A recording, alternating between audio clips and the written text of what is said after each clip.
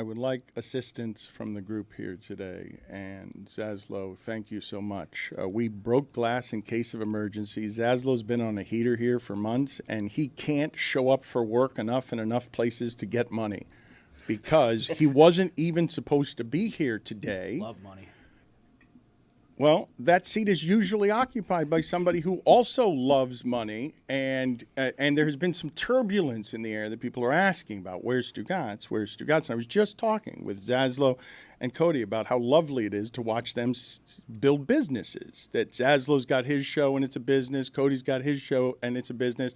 And Stugotz has his shows and they're a business. And so we haven't reported this because people have been yelling and screaming in public, wondering about Stugotz, and Stugotz has been missing a lot. But Stugotz wants to follow his daughter around late in life, and Stugotz is signed here to a contract that allows him to live the rest of his life the way that he deserves to, that he's earned, because this thing has been built so that we can all get to freedom. But his freedom makes it so that we need him after the single biggest thing the Knicks have done in 25 years, and he simply can't physically get here because over the last 4 years, it's been hard to physically get him here. So I ask you, Mike, what am I to do today as the Knicks have not felt this good in 25 years? That viewing experience of New York-Boston is going to resonate across the country as a big series because, holy shit, New York's an underdog. What are you talking about? New York, the Knicks, have been a laughingstock for 25 years, and they've got the champs on the brink with the smallest conqueror that there is in the sport. That dude, Jalen Brunson, has become a superstar, and I tried to tell this story last week and never got to the ending. When game one happened, I didn't know who to root for. At the end of the game, I found myself rooting for Boston because I've hated the Knicks for a long time. And I'm like, wow, I did not know that was there. That's surprising. And then game two started, and I'm like, I'm falling in love with Brunson. How is this happening? How am I falling in love with a Knick? And from right then on, the next 3 games, I find myself, I want Boston to cry. What I want the most is for Boston to cry. Where did you turn that around? Let the hate flow through you. Wow. And I guess you were alluding to the fact that, I mean, Stugotz is purportedly a Knicks fan. You got the biggest Knicks fan on the planet right here with you, pal. Like, bing bong, I'm so in on this. I'm straight up rooting for the Knicks. Let's go, Knicks. I've been rooting for the Knicks from day one of this series. I was Go New York, go New York, go. I got to tell you, I don't even recognize myself because it's the greatest compliment that I can give in the sport that does such a good job with the stories. Holy shit, Jalen Brunson, I'm late to this party. You have beaten the respect out of me, even though I want your fan base to suffer. Like, I cannot give a player a greater compliment than that when I want New York fans to hurt, and I'm like, oh, man, they got the beloved one, and no one saw him coming. So now New York gets to identify. This is amazing, as loud as these people have been for 25 years without winning anything. New York gets to identify as the underdog. You've got to be shitting me. The beloved underdog Knicks. Oh, how great are these crowd shots? You see Starbury over there getting the close-up, Spreewell. Why is there no other team that has that, where the former players sit courtside and not just sit there and watch the game, they're on the floor cheering and jumping around. No other team in sports It's has like that. seeing the University of Miami players come back and be on the sidelines, Only like better. the college players. Only because they're beating the Boston Celtics. I wish those Miami Hurricanes could line up against the Boston Celtics. Marbury loves the Knicks so much. Last night was one of the greatest nights of my life. WFAT.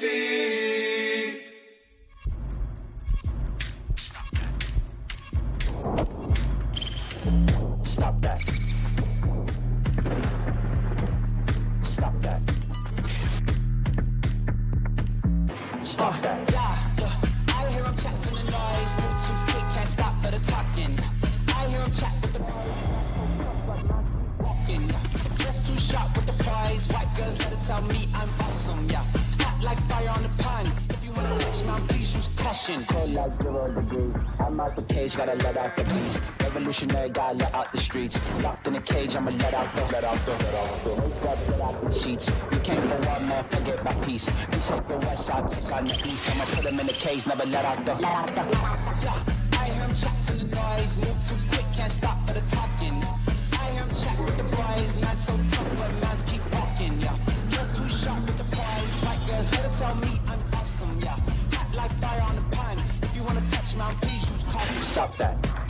stop that. Stop that. I don't recognize what's happening around here. Billy, Tony, Chris, I'm going to need some help because we are full-on bandwagon Knicks fans. I can't believe that this has happened. And do you understand what I'm saying, Cody, when I say I've never had a viewing experience that made me feel that particular thing over 4 games where who am I rooting for? I don't know who I'm rooting for. Let me see some game play out. Oh, is that what's rising up in me? I'd like Boston to win at the end. I'd like Tatum to get his moment. Brunson's had a lot of moments. He can wait a couple of years. Tatum is a champion now, and I'd like to see him prove it. That's where I was game 1. And then it all changed because the smallest guy is beating a guy that's now injured, and Boston is suffering today because the most overwhelming champion in the league, a team that made it look easy last year, is in big trouble because their best player is hurt. They are unlikely to be able to overcome this particular deficit, and Knicks fans are in position in the Garden, possibly, for the first time since 1999 to witness a closeout game, and it'll be on Boston as a giant underdog. I think the big question there with what you just said, that they have a chance to close out a team at the Mecca for the first time since 1999. Are there still enough balloons and confetti in the Raptors since they seemingly used them all in that one win they had against the Miami Heat? Are there enough balloons and confetti left over? Let's talk about Knicks history for a second because beloved Jalen Brunson is a national phenomenon now. You cannot see how the game has changed, see Jokic exhausted, talk about Shai Gilgeous-Alexander and Anthony Edwards without now saying what New York's been saying for a minute. Hey, why isn't Jalen Brunson in this conversation? Is it because it's like college football? We decide who the MVPs are before the season in the preseason rankings, and then when someone shows us something and slays a giant, we won't allow Jalen Brunson to climb into the conversation of, well, is this a franchise changer like Giannis? If what you're getting is fourth quarter, you know your guy, you trust him, and you can ride that for 5 years. You've got the guy that in the fourth quarter, I don't know that Boston has that. The guy that in the fourth quarter, you know as a fan base, he's our guy. We trust him even if he misses. Yes, let him take all the shots. The reason I recognize it is because Dwayne Wade was that once upon a time. There's some good irony last night, right, where before the game they're showing the Mavericks room celebrating at getting the number 1 overall pick. And it's like, oh, yeah, they could have had Brunson for $55 million. Not $55 million a year, mind you.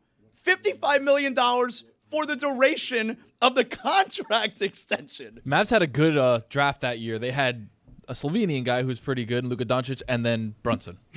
So I'm going to be forced in this day and age, you guys tell me if I have this incorrect, because in 2025, it feels like the transaction and the numbers have dwarfed everything. And so I believe it's possible that if I put these stories next to each other and ask the audience, which is the bigger item today that you would like to discuss? Holy shit, the Mavericks, that's funny. The transaction, or holy shit, New York and Boston, top of the food chain, can the Knicks win a championship? Because if teams start getting inexperienced and injured on both sides, all you've got to do is be one of the last 4 standing, and you can get what is a lucky break on Tatum. That was awful to watch, and I think most people want to see champions beat champions and be able to defend their throne. I believe while Knicks fans might selfishly be happy that with the dehumanization of I'd like to see a great athlete writhing because his Achilles hurt, my sports fandom is so not human that I want to look at Jason Tatum and be happy that my team's going to advance because it has a better chance. I think most sports fans were like, that stinks. Nobody wants to see it happen that way. Well, to watch Jason Tatum in a wheelchair sobbing with his head in his hands was heartbreaking. I don't care if you're a Knicks fan. It was heartbreaking. Doesn't the wheelchair mean he's going to come back in the game? That's usually the precedent for Boston. Yeah, okay. That's fair. But I am the exception to your unified bandwagon theory. Okay, the best story in sports is going to be Boston winning 3 in a row without Jason Tatum. If that happens, that's the best story in sports. I continue to be a closet Celtics fan because they were my first team. Sam Jones, Havlicek, Bill Russell. Back in my era. day, hold on a minute. Get this music. Hold on a second, Chris Cody. Let's seed the stage to original Celtics fan Greg Cody, so he could talk about the halcyon days of Carl Yastrzemski.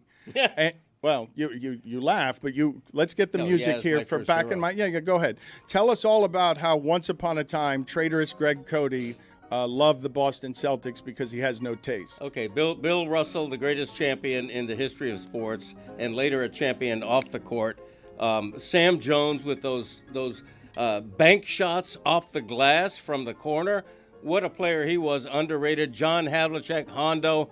They just had a wonderful team back then. It made me, this is decades before the Miami Heat, it made me fall in love with basketball. So yeah, to this day, I go back in my day as an original Celtics fan, and I still root for the Celtics. Unlike yourself, Dan, I don't change my allegiance just because somebody had a big game.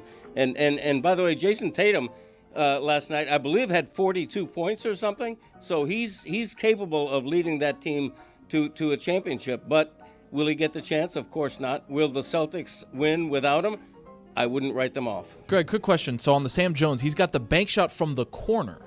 How mathematically? What you were how does that describing work? there makes no sense. I and was I think, totally thinking the same yeah, thing. well, Bank that's shot it. from the Let me corner. explain something to you because this Corner-ish. Look, man, Greg Cody loves nothing better than to tell a yarn from a time no one remembers, so you can't change any of the details because he didn't actually see Wilt Chamberlain's first game. He just remembers that way. I remembered seeing So it. Sam Jones, you may not remember him, Tony, because it was 40 years before your time. But yes, he would frisbee the basketball several loops around the backboard, and then it would go in. That's how Greg Cody remembers it. Sure. Nobody's old enough to question him about it. Okay, when I say a bank shot from the corner, I mean the corner-ish.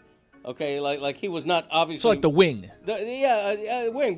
But the point is, he would take intentional bank shots. That was his style. It's like when the guy shoots from the corner and it winds up grazing the backboard and going, that's bullshit. He didn't mean to do that. But he did it every time. Wow. Yeah, Sam Incredible Jones player. though was a bank shot artist. Yeah.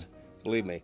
And so the Celtics going to roar back without Tatum, win 3 in a row. This is a little And- strange to hear, is it not? Because I don't think anybody thinks that. Boston fans don't think that right now, right? Boston fans do not think that they are going to rally in this series. Okay, somebody has to save the NBA and NBA fans from a Timberwolves-Pacers final. Somebody has to save the league. And that guy's Peyton Pritchard. And the TV network, what a player. 6th man of the year, now 5th man of the year.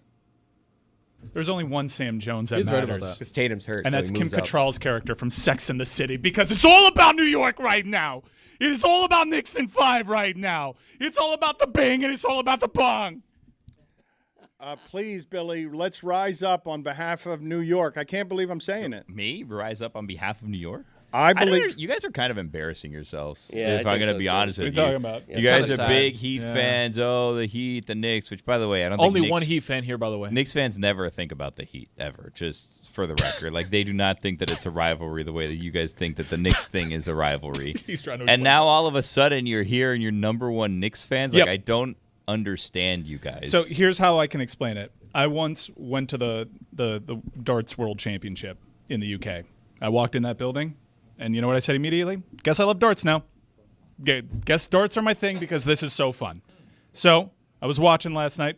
Guess I'm a Knicks guy now because that was so fun. That was a moment that only the Mecca could deliver. I'm totally rooting for the Knicks also. But when the Knicks advance, because, I mean, Cody, 3 in a row without Tatum. What are you talking about? Yeah, it'll happen. When the Knicks advance, I'm not rooting for the Knicks anymore. Like, next round, Same. it's over for me. Same. Okay, all right. Maybe some residual effect in the Eastern Conference Final because I also hate the Indiana Pacers too. But you don't want the Knicks to win the championship. No, Okay. no. I want 'Cause then basically you'd want be to a nuts man. No, I want to thread this needle. You know, I want to destroy Boston and enjoy the New York, all the fun elements That's of it. what I'm talking about. You got Chalamet, he's all excited. Yeah, he's great. You got Ben Stiller, he's excited. Tracy Morgan's puking on the court, he's excited. Anyone else worried about just the city of New York? Because look, if you look at these celebration videos from just this round, what are they going to do? Okay, people, They're flooding the listen, streets. This is such an amazing thing, honestly, to witness because when Zaslow says the players are courtside, they have to eject Charles Oakley, and the fan base rallies to the side of Charles Oakley because they're like, what's wrong with you, owner of the New York Knicks, James Dolan? You don't deserve any of this. Oakley's what Knicks basketball is, according to my dad and my grandfather. And what Knicks basketball is in New York, even though it's a loser, according to my dad and my grandfather, is the greatest feeling this city has ever known. Not in football. It used to be baseball. The Knicks, when they grab this city, the Knicks exist at the center physically of the city. They call Mecca the Garden because there's nothing like it. What New York is about to become, and this part is the fun of it for Miami, because I can respect Jalen Brunson. I can enjoy that Jalen Brunson brings me the joy of hating the Celtics and enjoying their fans' tears. But in one of the next 2 rounds, I'm going to see all this loud shut up by another team that's better than this Knicks team. Knicks don't think about the Heat. What a ridiculous statement. They don't think about the the Heat. Get out of Heat. here. What is that? Rent-free. Established. 1988. Like, what are you talking about? I They don't don't think about the understand. Heat. They lose to the Heat constantly. The Heat have won 3 titles since they were granted a championship team. They're better The than Knicks the have Heat. 1 title that they don't shut up about. Go on. Of course they think about the Heat. Every free agent they think they're going to get the Miami Heat get. I mean, they're having their moment right now. Okay, yeah, they're thinking about Boston right now. They don't think about the Heat. I mean, I have eyes, I have ears. I watch those games. It still means something. Well, you're a Knicks fan. I know, and I think about the Heat nonstop. Bing bong. You all are a bunch of non-Knicks fans. What a bunch of fraudulent Knicks fans. That's what I'm saying. You guys want to be Knicks fans, but you just want to be Knicks fans for one more win. That's exactly right. Thank you. You guys are Ooh, ridiculous. you showed me, Billy. Yes. I'm not trying to show you. I'm trying to understand you guys, and I simply don't. It's about hating the Boston we Celtics. hate That's what it's Boston. about. We hate Boston. This is fun. This is Yeah. a fun team to beat Boston.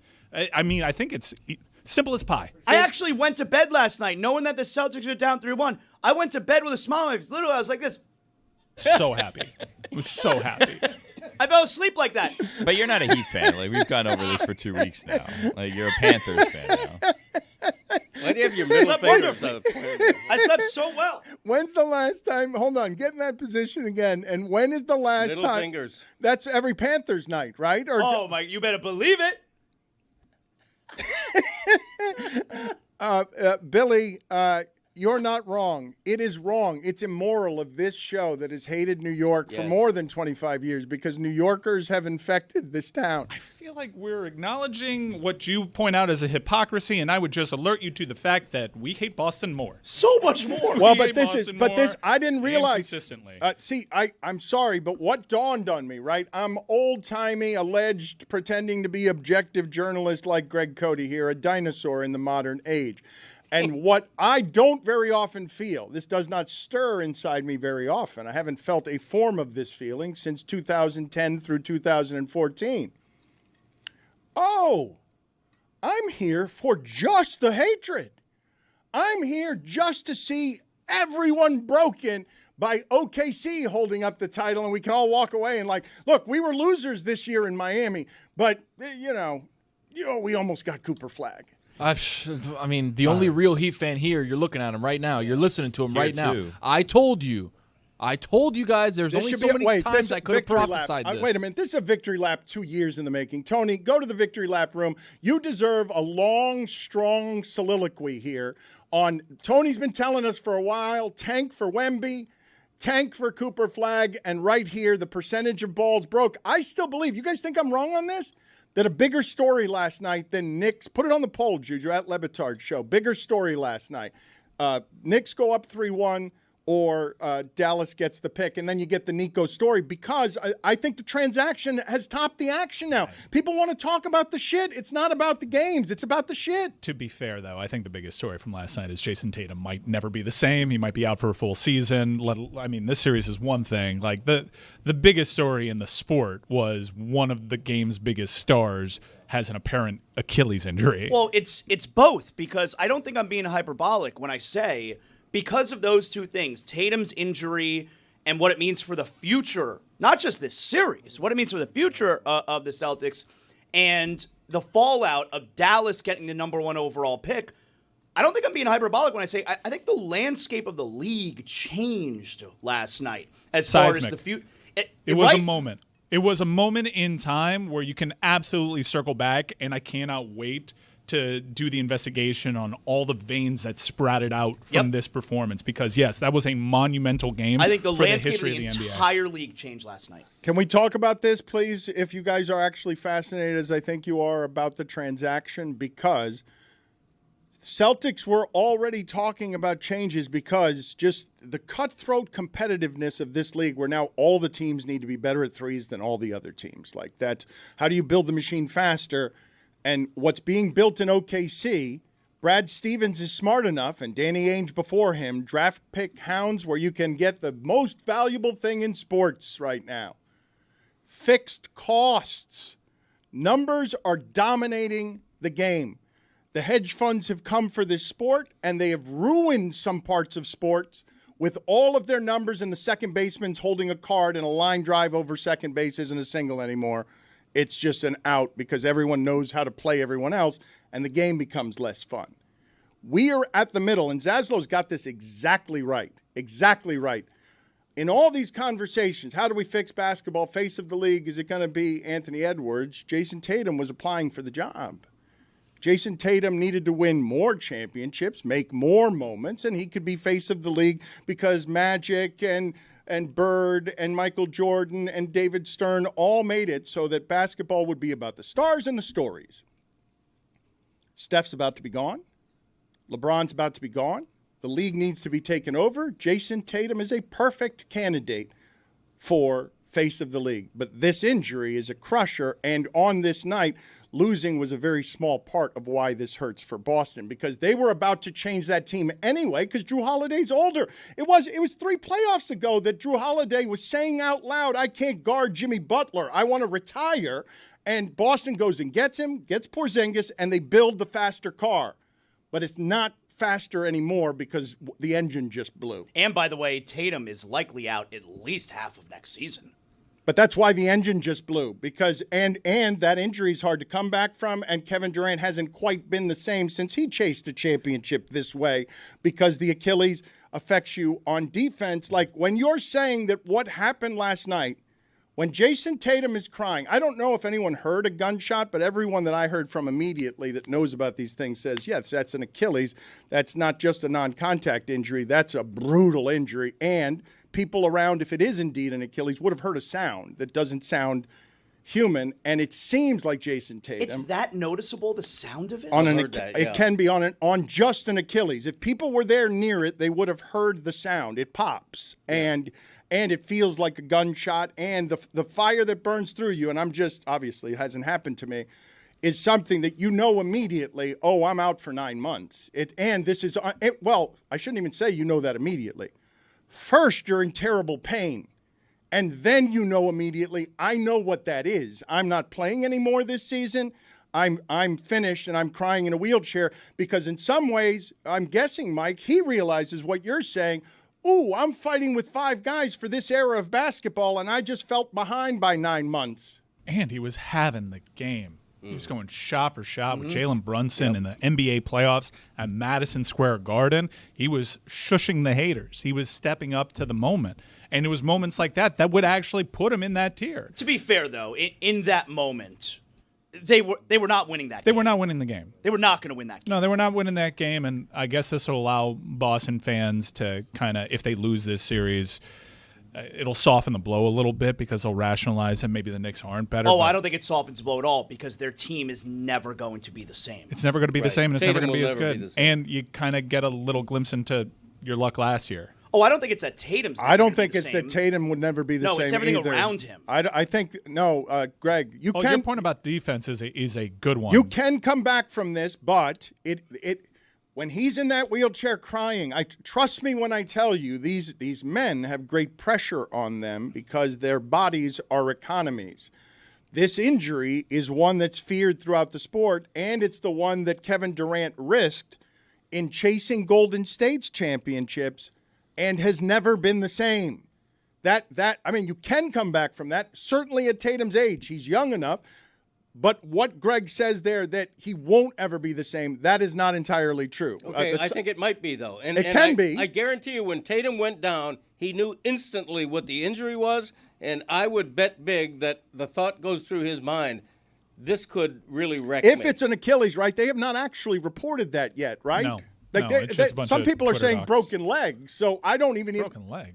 like or what fractured fibula. I mean, it looks like an Achilles. Everyone on the internet seems Have pretty you strong checked about Twitter? this. Everyone's a doctor. Yeah, everyone's a doctor right there. I mean, it would be a weird broken leg situation, but yeah, it's a really tough scene for Boston, and that's their star player. There are few losses that feel as devastating as that. You probably lost a series. You lost your superstar. You knew that headed into the offseason you were going to reshape what was a championship team, and now you have all sorts of doubt because I guarantee you the plans were to build this team around Jason Tatum, and now you have a flaw in your plan. Why didn't Missoula just yell for him to get up?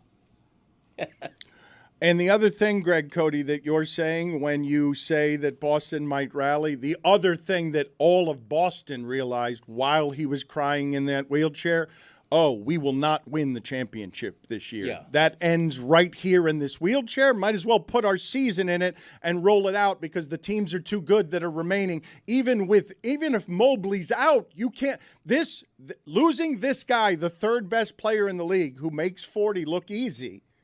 Who is a player not quite Steph Curry, but there haven't been a lot that size in the Durant class of can make 40 look easy and be the third best player in the league. You lose that for the season, your season is over.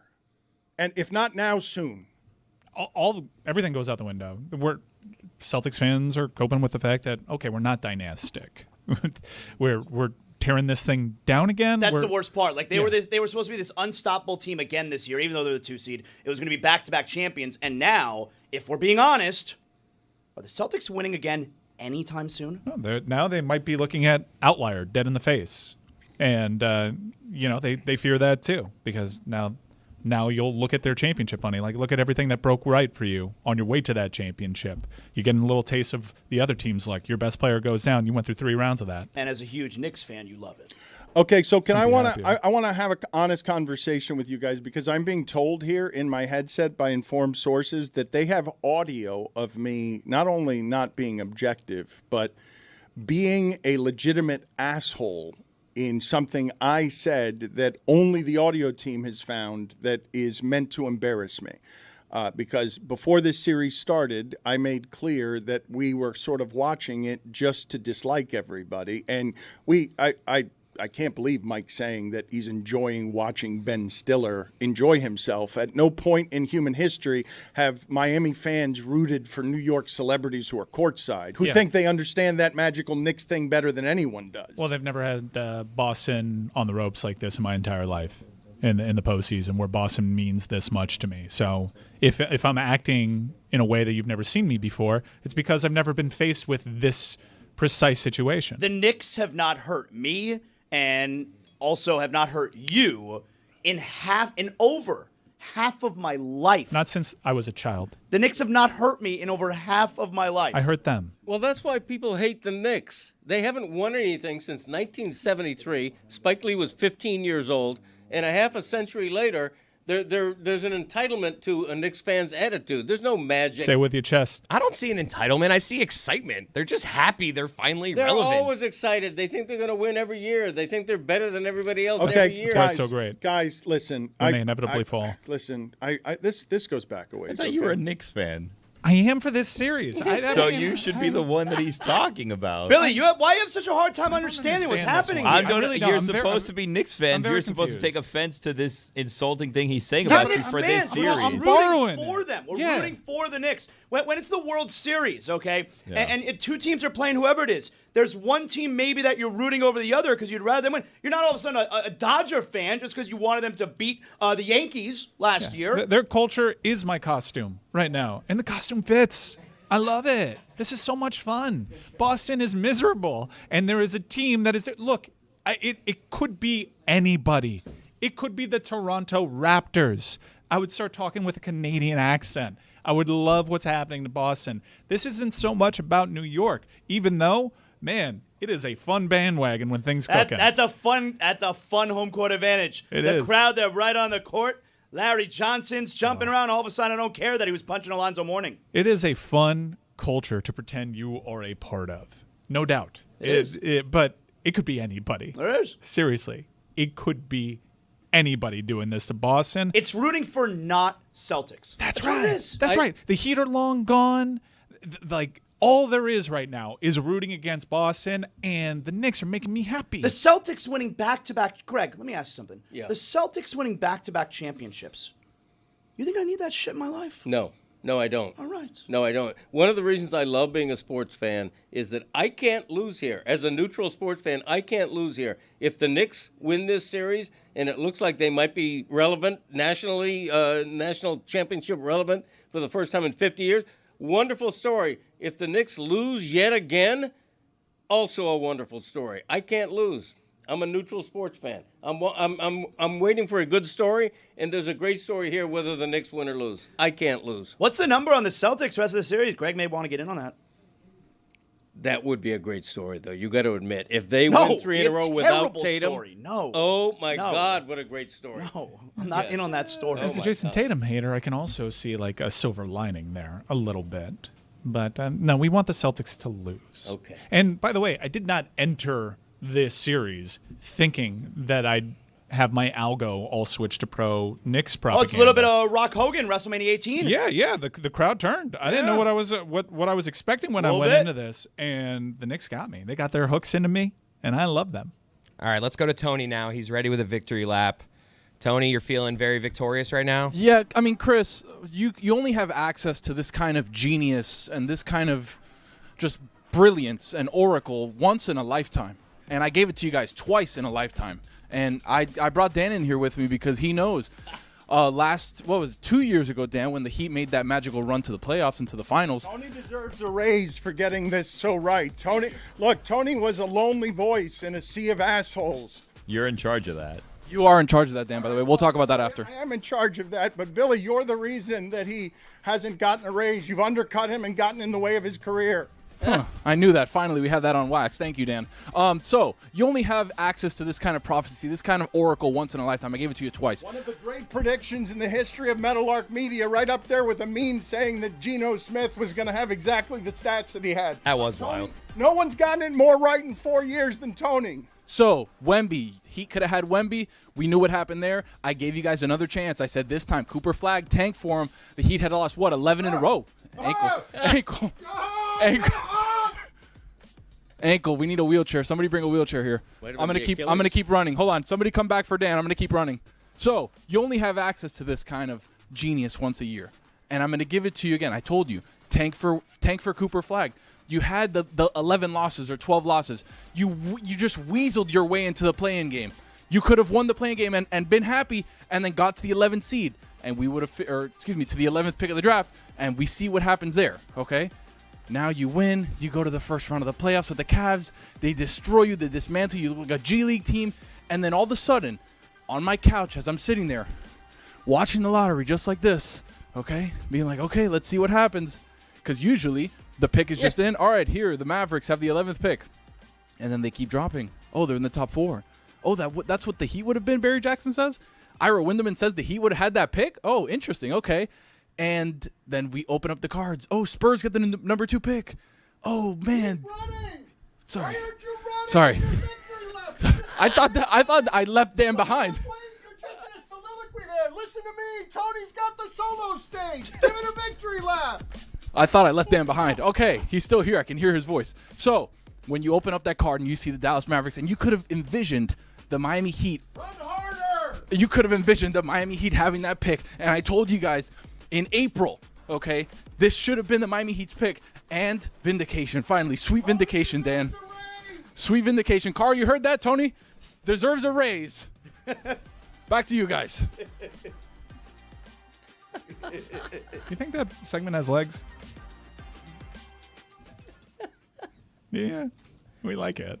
I mean, did you find yourself mad last night when, it was, I guess, we learned that would have been the Heat's pick?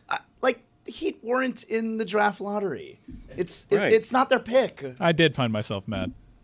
It doesn't To bother answer me. your question, when I found out that the Miami Heat would have been slotted with the same amount of lottery balls But they as the weren't in Dallas the Mavericks. lottery. That's a non-story. I agree with that. What do you mean it's a non-story? Had they lost Oh, and if. not as a 10 seed made the playoffs, only to They just made the playoffs. yeah, but they got their ass kicked harder than any team has ever gotten. What their are we ass arguing kicked about, in by the NBA way? history? What are we arguing about? Come on. I'm saying, like, it doesn't bother me when I learned that would have been the Heat's pick.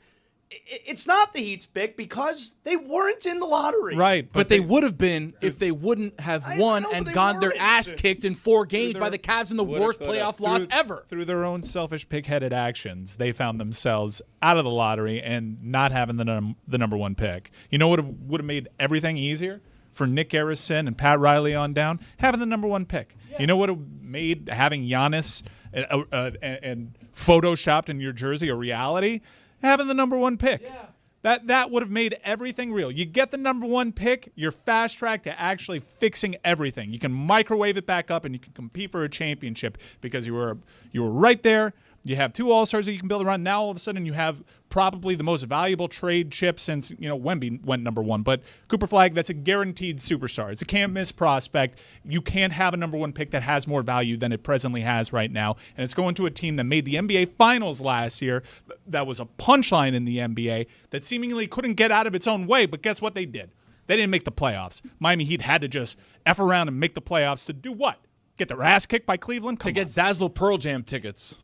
Why is the NBA so bad at not looking rigged? Right? It's true. Like, I don't understand. Like, for a league that's always accused It is of funny. rigging the draft. It's the one league where Yeah. everything is rigged. It just, and at every chance that they get to not look rigged, they somehow make themselves look more rigged. Do you 'Cause- think? Go. Well, Sorry. because you look back to the situation. So Luka goes to the Lakers, a team that the league wants to be very relevant and win a championship, right? But it's not just that he went there, it's the way in which he went there, where he was traded to the Lakers, but no one else knew he was available to even be traded for. And the compensation they got back for him was not great. So everyone was upset about that. So then everyone is saying, well, Nico doesn't know what he's doing. And then all of a sudden, oh, here you go, Nico. Here's the best player available. And, like, coincidentally, you're just going to be able to replenish your team after you sent a franchise that we want to be great, your best player. Here's another superstar just handed to you on a silver platter. When Adam Silver gets word that they won, do you think he kind of is like, Adam damn it. Silver puts out word that they won. I'm just saying, okay. Like, do we really want to, like, Allegedly. who in this room legitimately thinks it's, I get it. It looks rigged. Well, It does. the whole lottery system is ridiculous. But is it rigged? 1.8% can win this grand prize. Well, that's how It's a lottery not is. fair. That's a lottery. I know, but it's not. There has to be a better way to reward teams on a system where the worse you are, the more chances you have to win.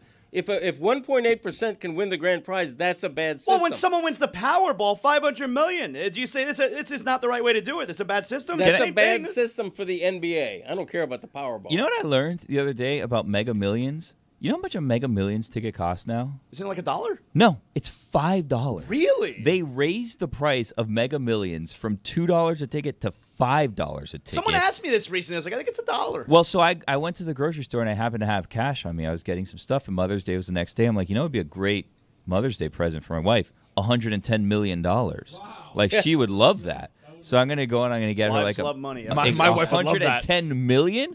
I mean, that's like 2 years that we don't have to do anything. So I go and I say, you know what, I'm going to get her like a Mega Millions ticket. And I was like, I'd like, 5 Mega Millions tickets. And I go to give the lady $10. She's like, do you know it's $5 now? And I'm like, no. Like, Are you winning since more when? millions or the same amount of millions? Okay, so I thought she was lying to me. I was like, this doesn't make any sense. Why would they do that? So I go and I look it up, and she's like, yeah, it changed like a month ago. So I look it up. It Wait, didn't- you didn't believe her? No, So I you didn't looked it believe up? her. I thought something was up here. I thought that maybe we were like taking She's the $2. pocketing? I thought maybe that Getting was going on. $4. Yeah. Because it seems crazy to me that you're going to charge people $5. She's gonna give. She sees him giving cash. Like, oh, no, it's a lot more expensive. Well, $5 now. no, $5. because the thing is, like $2, you could pay $5. I imagine the number of tickets being sold is a lot less. Like, you have to think twice. And if you're like in a state where you could play Powerball or Mega Millions and Powerball is $2, why would you pay $5 for Mega Millions? So I look it up. And like Mega Millions, it's like a spokesperson said that now that it's more expensive, the pot will go up faster and it increases your odds of winning. And I'm like, unless, and I didn't buy the ticket, unless they reduce the number of numbers, it does not increase your chance of winning. You still have the exact same odds of winning. Right. Less people playing doesn't increase your odds. Right, correct. So, like, Mega Millions, $5. Bad job by that. Yeah, but Tool of the week. Are there any rules about this? Hall of Famer? I don't. The I fans don't, vote on that, Zaz. You know how it goes. I don't play the lottery, but I'm wondering if there are any rules. Example: what prevents Jeff Bezos from buying $10 million lottery tickets? 10 million lottery tickets. Nothing. So all of a sudden, the billionaires are winning the Powerball. Well, so here's how it could work, because I've also thought about this, right? I think your chance of winning is like 1 in 700 and whatever million, right? So theoretically, you can go and you could buy every single number if the pot is high enough and guarantee that you will win the Powerball, right? So if the odds are like 1 in 600 million and the pot is at 1.8 billion, you could spend 1.2 billion and guarantee that you will win because you have every single number, right? But you have to do that, and then it's taxed, and then what happens if someone else has your number? And then you have to split the 1.8 billion, and now it's like 900 million. Then you got to decide: do you do the lump sum, Yeah, or do you do the yearly pay? You got to Give me go a lump sum, baby. Lump Gotta sum. go lump I can sum. get hit by a bus tomorrow. Bunch of suckers doing that yearly payout. yeah, gotta lump it.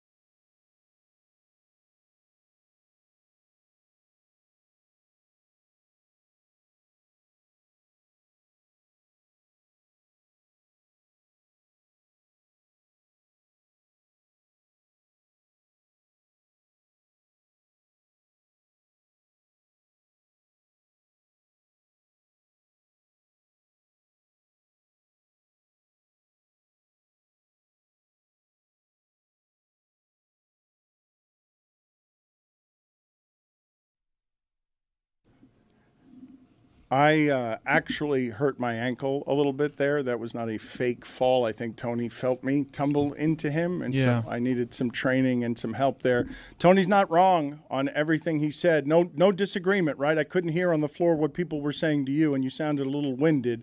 But yes, of course, it would be really nice to have Cooper Flagg. In fact, it felt to me somewhere Bill Simmons is rooting for Cooper Flagg in a way that seems sweet.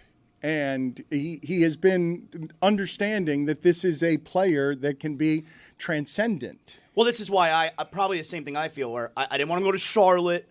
I didn't want to go to Washington. Dallas is probably, like when it came down to the final two picks, Dallas and San Antonio, it's like, all right, he's going to go to a pretty decent spot. Well, is he? Yeah. Or is he going to get traded for Giannis? Because you were the one to throw out immediately with the Giannis reports, like, you get the number one pick. You call him Milwaukee. This is one of the more valuable number one picks of all time. Okay, so I'm only going by what Nico Harrison has told us. Like, Nico Harrison traded away Luka for Anthony Davis because he has a 3-year window. They have a 3-year window as an organization now to win a championship. So if that's the case, you have to trade the number one pick, right? But the Kyrie Irving injury now changes the math there a little bit, because if you had Kyrie Irving with AD and then you add a Cooper Flagg, okay, you got a nice core. Now Kyrie's out, and it's like, all right, do we have to make something else happen because that championship window, that championship core is now missing a third? Well, then what you're saying is then he has to now trade Anthony Davis because the 3-year window is based around Davis, and if they're abandoning the 3-year window, again, but defense his words. wins championships. His words. His words. You get Giannis and Anthony Davis. I don't care who the third piece is. I'm That is going going by to be formidable his defensively. words, based on the reason he made the Anthony Davis trade is because they have a 3-year championship window, and if that's unless he's changing his entire plan, they have to trade one pick. I'm sorry, Billy, to interrupt you, but Cody has made some fun of Zaslow on this, saying that Cody is more of a journalist than Zaslow is. Well, but I happen to know that Zaslow's got legitimate sources. I believe that Zaslow could break news right now about knowing what the Miami Heat is already in play for. Yeah. This is not about them. Here we go. Well, but no, but I think Zaslow, do I have this wrong? Do you not have? Hold on. Do you not have exclusive sources that would say to you exactly who could be? Look, guys. I know it's not about the Miami Heat, but Zaslow has breaking news here. From what I understand, Giannis interested. Wow. Yeah. Now I know we saw the report yesterday from Shams. He's open to everything. He's open to everything. He's interested in literally every team. Well, he's definitely not interested in every team. Are you saying Shams is a liar? Yeah. Well, no, but I'm saying that if hold on. Did you say Shams is a liar? Sorry. Just to be clear. Well, You're calling Shams a liar. said Giannis is open to everything, right? Okay. Well, I'm saying that's a little bit much. He's definitely not open to being traded to the Washington Wizards. So I'm not calling Shams a liar, but I'm just saying he's not open to everything. He's not open to going to the worst teams. But I will tell you, Giannis, interested in the Heat. And not the only one in this group of people that you're talking about, because I do believe that Anthony Davis would have some moves here, would he not? Anthony Davis is a power broker, whether he's injured or not. I don't know who you think these 10 players are in the league, but when Anthony Davis is healthy, he's one of them. Yeah, so that's where this also becomes interesting, right? Because I'm going by Nico Harrison's words. He has a 3-year championship window. But because like Tony said, if the Kyrie Irving injury is going to change everything, well, you kind of got to go around and trade away Anthony Davis. Like, pick a lane, pick a direction if you're the Mavs. And if they're picking the direction of Cooper Flagg, then you need to trade away Anthony Davis because that's not a 3-year window. And Davis could be another guy, again, power broker, who could be interested in Miami. I mean, but Cooper Flagg was part of the Luka trade. So, he knew this was happening. Like the league said, we'll give you the number one pick in Cooper Flagg if you just gift them. Well, give Luka to the Lakers. Billy, so you speak for not a not quiet minority that believes everything that happened there is bullshit because it's too perfect a story, all of it. And Nico wins. How does Nico win in the end? That is a stunning move. It's against all odds. The Nico story. Let's see how he manages this situation. In the history of the NBA, big-time controversial trades. Remember, the league stopped Chris Paul from getting traded to L.A., and they said, hey, you better trade him to the other L.A. team. Guess what? we own the Pels at this time. You get the number 1 pick. Anthony Davis, everybody wants Anthony Davis. Oh, we're going to trade him to LA? Great. You trade him to LA, guess what? You get the number 1 pick. Luka Doncic, no one knows that he's available. You could also add LeBron went to Miami. Okay, Cavs, you get the number 1 pick. pick. And they give the Cavs 7 number 1 Luka, picks to you try go to to fix LA, that situation. you take care of LA, you get the number 1 pick. That seems to be the deal in this league. Here's the thing. If they're rigging the draft, people would go to prison. Nah, I don't think so. I don't think so. You have rich people going to prison? Yeah, come on, man.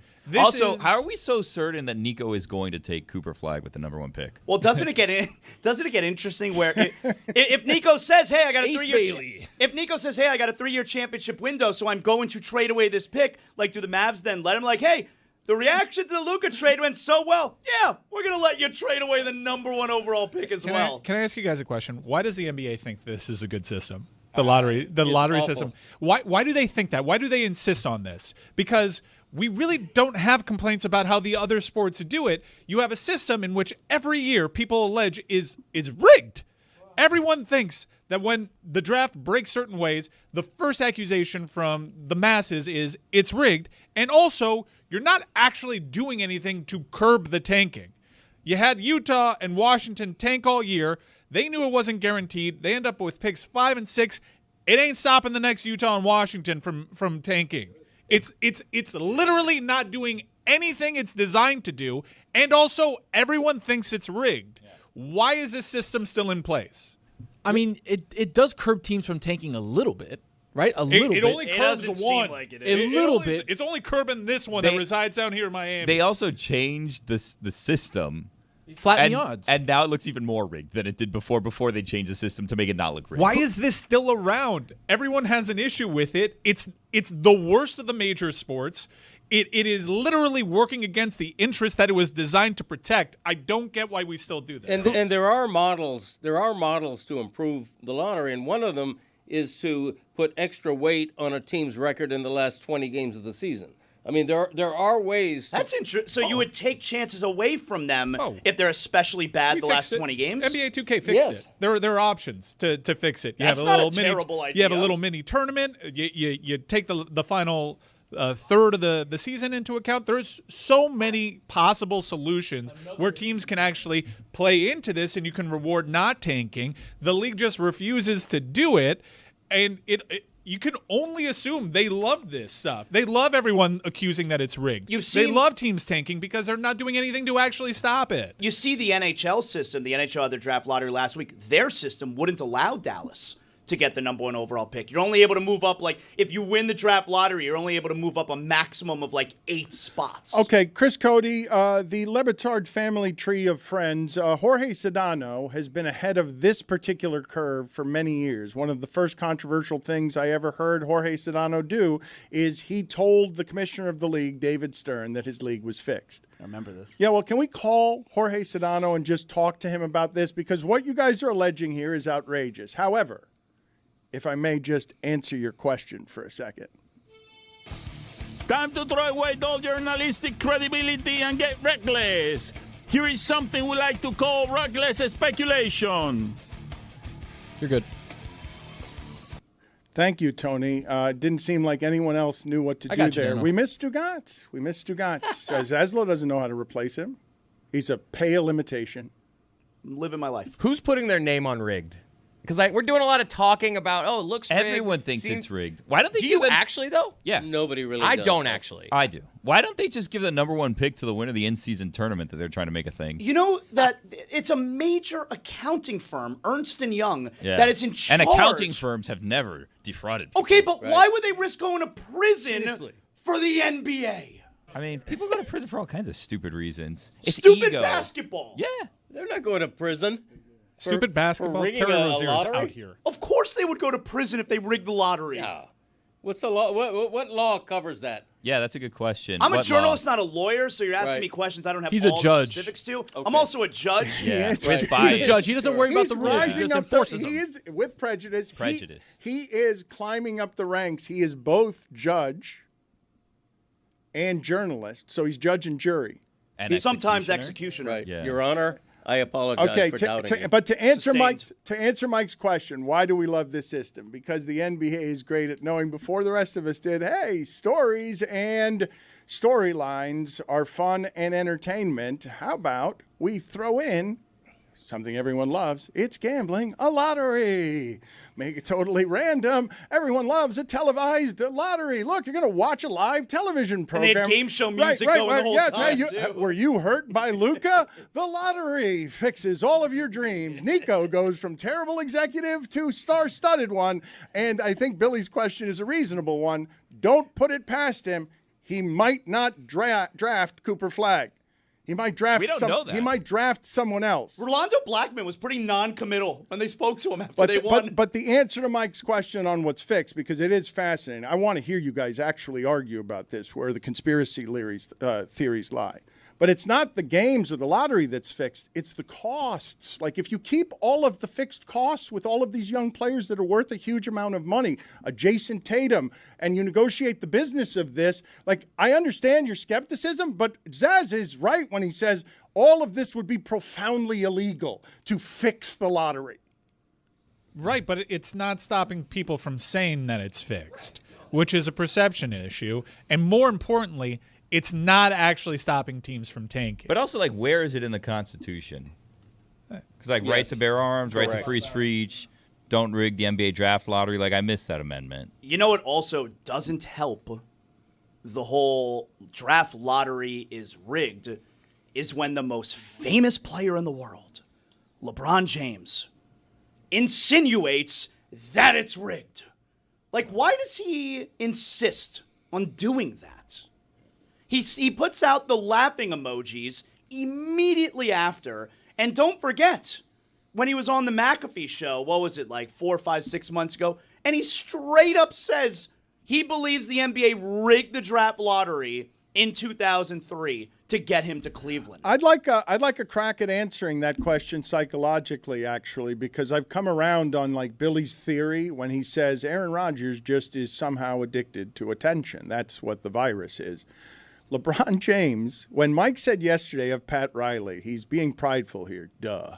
LeBron James has realized over the last 20 years the power he actually has, and it's because at this time of year, he's always the one everyone's talking about. It's been for 20 years. Like, that's where he went from kid to adult, after, 20 years old on. He's been the most famous athlete in the world, surprisingly normal in public, and the league just got taken away from him. Like, where everyone understands that Steph injury, what it means, right? Like, they got Jimmy Butler for Jimmy. Give us 24 games of the crazy. By the way, Jimmy last night. No, but yikes. give it no, please, all the needles to the legs you need. Give us just 24. Get Steph to the end. We'll take 24 days of crazy. Steph and LeBron are giving over the league right now. This is cold to say. Jason Tatum and the Celtics machine didn't just blow a tire last night. The engine blew. Like, the teams will get better at threes faster, and next year OKC will be better because they've got fixed costs. They've got, hey, you guys all got to stay in 7 years in OKC, Shea. You can't leave. You know why? We got you locked in. Please sign an extension now, because we had James Harden and Kevin Durant and we had Russell Westbrook, and we learned in a small market the thing that New York had to hire like a bunch of agents to figure out, which is if we have all the draft picks, we can keep them OKC, fixed costs, because that lottery, it pays for everything. Like, yeah, but you can have fixed costs without a lottery. I'm talking about the simply whole way. Do not comprehend using the fixed costs as an argument to keep the lottery. No, but you're in just saying place. the draft. I'm saying the business of the sport on display for all of us to see, especially in the age where the transaction is so important that we're talking as much today about Giannis and about the draft as we are about the game that was played. It's not for all of us to see. It happens behind closed doors with an accounting firm that the NBA hires, and the sources are, just trust us, bro. Okay, I can there's understand. a room full of representatives every team in there too. I understand. It's not wrestling, Mike. I'm not alleging that it's rigged. I'm saying that everyone thinks that it's rigged, and there are reasons why everyone thinks that it's rigged. But nobody talks about it being rigged the year that the team with the highest percentage likelihood wins. They're talking about it now because 1.8% won. That's how you throw them off the scent. That's bring an it every anomaly. year. LeBron did. LeBron gave voice to, they had the best odds that year, and what? They still fixed it to make sure I got there. There's plenty of reasons as to why people think it's fixed because it's not super transparent. But the idea of risking the credibility of a league just for take like away credibility. Dude, it's they rigged risking the league. 06 finals. There was a referee rigging the 2006 NBA finals. What are we talking That's about? a rogue referee. This is like a league decision of like, all right, we're going to manipulate all these things. It's a rogue referee that officiated a lot of games and was allowed to continue to officiate while an investigation was pending, and had other close referees that I should remind you are still officiating to this day. You're playing both sides, though. You just said you don't actually believe it's rigged. And now you're like, but... No, I'm not telling you what to think. I'm asking you if you'd like to. There's plenty of reasons as to why people think it's rigged. And also, one of the reasons it was! You also have their officials, while not making bets, impacting the outcome of games where, like, every team exactly how the official is going to referee that team. Like, the human element in basketball is crazy and how much they impact the game. Billy's dead on. There are so many betting trends for certain officials. Oh, you're going to want to take the road team here. There's a human element here. There's also like, this guy favors this one team. There's absolute stats for that. I'm sorry if you're being distracted by the automated voice in the background. Greg Cody, do you want to give a recounting? I don't know how much of this is going out on air. I've been sort of howling with laughter inside since Mike got to another octave of condescending with the phrase, "that I should remind you." Yeah. Like, once you get to "that I should remind you," like, you're just lost in the smell of your own farts. No, dude. We're here having a conversation. Why would the NBA rig this? They rigged the finals one year. They rigged the finals one year. There's three banners up there. One of them was rigged. Hold on. Here is something we like to call reckless speculation. Are you good? Nothing reckless about it. This is proven. This was documented. Do you not remember the NBA Finals in which Dwayne Wade got every call? All right, Bennett Salvatore made those calls. It wasn't Tim Donaghy. Come on, dude. what? It was proven to be rigged. What are we doing? Judge Zaslow? Rigged or not rigged, 2006. Yes. Not rigged. Legit championship. Not rigged. He rules with bias. With prejudice. With prejudice. With prejudice. There will be order in this court. All right. All right, listen to me. Bailiff, take that All man right, out. Judge and journalist, real quick, Zaslow, any other Heat reporting that you have for us? All right, just to be clear, is Zaslow reporting? Yep, I am. Greg, no, I believe it would be news. School's in session here, Greg. I believe Okay. it would be news, and I believe that Zaslow has good sources. Did you just report? Because Billy is skeptical of all these bullshit reports. Did Zaslow, with his credibility at stake, just report that Anthony Davis and Giannis have expressed whatever it is that needs to be expressed so that the Miami Heat could get a whiff of that wonderful scent of joining the Hope Parade? Listen, I am a respected journalist. I do have sources. And from what I know, and what I've been told from some of those sources, Giannis and Anthony Davis are both potentially interested in the Miami Heat. Okay, so see, that's news. But how do you get them? Okay, see, that's where someone who went to journalism school knows, and you wouldn't. I would go to prison before I release my sources. No, not the sources. How do you get both of those players? It's a good question. Completely Duncan Robinson. different question. That becomes more complicated, yes. If for some I'd reason, rather go to prison and figure that out. A lot easier for me to answer what I thought I was Okay, answering. I want to go back to that I should remind you. Chris, can I get a ruling on this? And I have to backtrack for just a second. Greg Cody owes the public an apology, and I owe the public an apology because I made a prediction, I guess last week, that the producers of this show are now wanting to embarrass me about because I'm woke, treat the athletes as if they're human guy, and don't make sports so important and your hate so important that you would dehumanize the athlete. This is sound of me. I don't know what the sound is that the producers are telling me is meant to embarrass me. That was my only sort of, before this series started, Dan's going to give you a prediction, and it's going to be the most right prediction that there is, but it's not entirely objective. It seems a bit biased. And the way I feel about both the Knicks and the Celtics fan base make it so that this game, I want the Meteor to win. I want both teams to explode, both teams to lose, both teams to get injured. Woof. Wow. Not a good look for you. No, that's embarrassing. Victory lap? Meteor. So the meteor is going to hit the arena and just demolish it, and then thousands of people are innocent killed, not just the two bystanders. teams. Yeah. No, I wouldn't want innocent bystanders. Just a meteor hits the court and they can no longer play. Both sides lose forever. If you had to choose Very small meteor. one arena, though, to get hit by a meteor, would it be a home game or a road game? I don't think this is responsible, and I don't think we Your should. words, not ours. Well, I'm just I need asking to. for Okay, clarity. I'm a so- journalist. I'm well, just pushing. right. You're not a journalist. You would not go to. I'm glad you brought that up. You would not go to prison to protect your sources. If a judge came up to you and said, "Mr. Zaslow, 20 years, or give me your sources," you'd go to prison for 20 years. Well, as you know, I'm also a judge, Judge and to I would judge, yeah. I would never put myself in that scenario. Yeah. Okay. Sure. Not corrupt at all. Just like the NBA. On the up and up, you're a judge. You can do whatever you want. Above the law. No. Yeah. No, that's what you're saying. That's fine. That's fine. That's fine. To be clear, that I should remind you, you would be a vending machine for sex in prison. Who would want to have sex with him? Respectfully. I mean, okay. Well, now I feel better. Yeah. about it. No offense. It's respectful. People that want to have sex. Put it on the poll at Le Batard Show. Who would want to have sex with Zaslow? That seems like a cutting remark from the. You Why left are- out why are respectfully, you which was very Zaslow, important. Zaslow, There was why- respectfully there that you left off of that poll. Look at this Punnam. This Punnam would not do well in prison. I would be holding someone's pocket.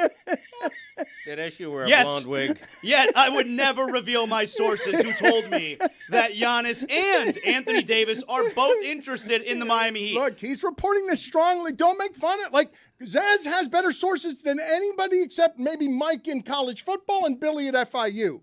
Like, and he's got better sources than Cody. But you guys are the real journalists. This is a problem. Can I say something? And this is not. I'm over meant- here on this side of the room. Your finger pointed there. I'm right. Okay, this is nothing against The corner Zaslow. bank shot. But when it's been reported that Giannis is open to everything, the report that Giannis You can look at me while you talk. Look at the me. report that Giannis would consider Miami, Yeah. not really big news when it's already been reported that Giannis will consider every credible offer. Shame on you for piecing that one together. Wow. I would say that it's easy for Giannis's. Now, I don't know what Giannis people tell Shams. He's the best. He's the top guy. But it's really easy to say and make sure that everyone is not offended at this scenario. Giannis is open to everything, which also includes return to Milwaukee. I'm telling you that specifically the Miami Heat have been mentioned by Giannis's people. But can I ask you guys, because I do want to. This is a report. He's reporting this. Put it on the crawl. Can you guys put it on the crawl, please? Like Cody. Do you know any other team names that they've invoked, or do you just Nope. know that they've? Every other one. I'm only plugged in for the Heat. Well, but wait a minute, though. Greg, you can make fun of it, but the Anthony Davis component, look, I don't know who you guys think are the dominoes falling on the finances of the game. But if let's just say for the points of this argument, let's just say that the Miami Heat would want to be in play for, I'm going to say, between 5 or 7 players, the last of whom at this point is Kevin Durant. Like, if you want to try to get Ja Morant or whatever it is that the machinations have to be, is that guy unhappy? And after LeBron still seeks this attention, how quick are the attention pans in every city where Giannis is already, okay, time's up, Milwaukee. You didn't do it with Middleton. You didn't fix the things. It's over. He's the first domino. We all know this. But if the Heat wanted 5 other calls. They did do it with Middleton. If the Heat wanted 5 calls from people, who would the people be? Embiid is on this list, yes? Oh, my God. This is why people hate us. Why did the Heat only have to get 1? What are we doing? Like, why not all 5? What's going on? There's Well, 5 yeah. positions. They have Dick. They have Dick. And they get 5 of them. They have like a pair, and it's not suited. Like it's just like, what is happening? Could have had the first pick. I'm just saying, what's to stop the Heat from getting Kevin Durant, Giannis, Anthony Davis, LeBron. A pair can't be And then you just put someone Let me else ask in you there. something. Let me ask you something, all right? Because I'm just telling you. I'm being serious. I'm just telling This you. is why us Knicks fans hate you guys. Yeah. It's just ridiculous. For the next you 2 guys don't days. belong in the conversation. You have nothing to trade for. You're an afterthought. The ringer took your knees out from under you. You're incapable of landing a superstar. I'm telling you, though, that they're not an afterthought. And the question that I would have to you is when Giannis's people tell the Miami Heat that they are interested, which is what I'm telling you, they know. Giannis's people know that the Heat, in your words, don't have dick. Like, they know who's on the Heat's roster. They know the Heat's assets. Yet, they are still telling the Heat that Giannis is interested. So, like, what do we do with that? Yeah, they're telling a bunch of teams that. And Maybe. a lot of the teams that they're telling that have much better capital to make this deal happen. Maybe they're telling other teams that I don't know. Maybe. No. They're talking to teams that have dick. Well, who's got the better sources in this particular realm? Because I think I'm going with Zaslow over Mike Ryan. We're having a dick off. No. Everybody stand back. Stand back. I'm not going against his report. That I should remind you. I'm not going against his report. I don't doubt that this has happened. It's time for a dick off. Dallas's dick got a lot better last night. Yeah, they have a much bigger dick right But now. I thought the Heat had dick in your words. No, they so don't is have dick dick. a good thing or a bad thing? Dick is a here? good thing.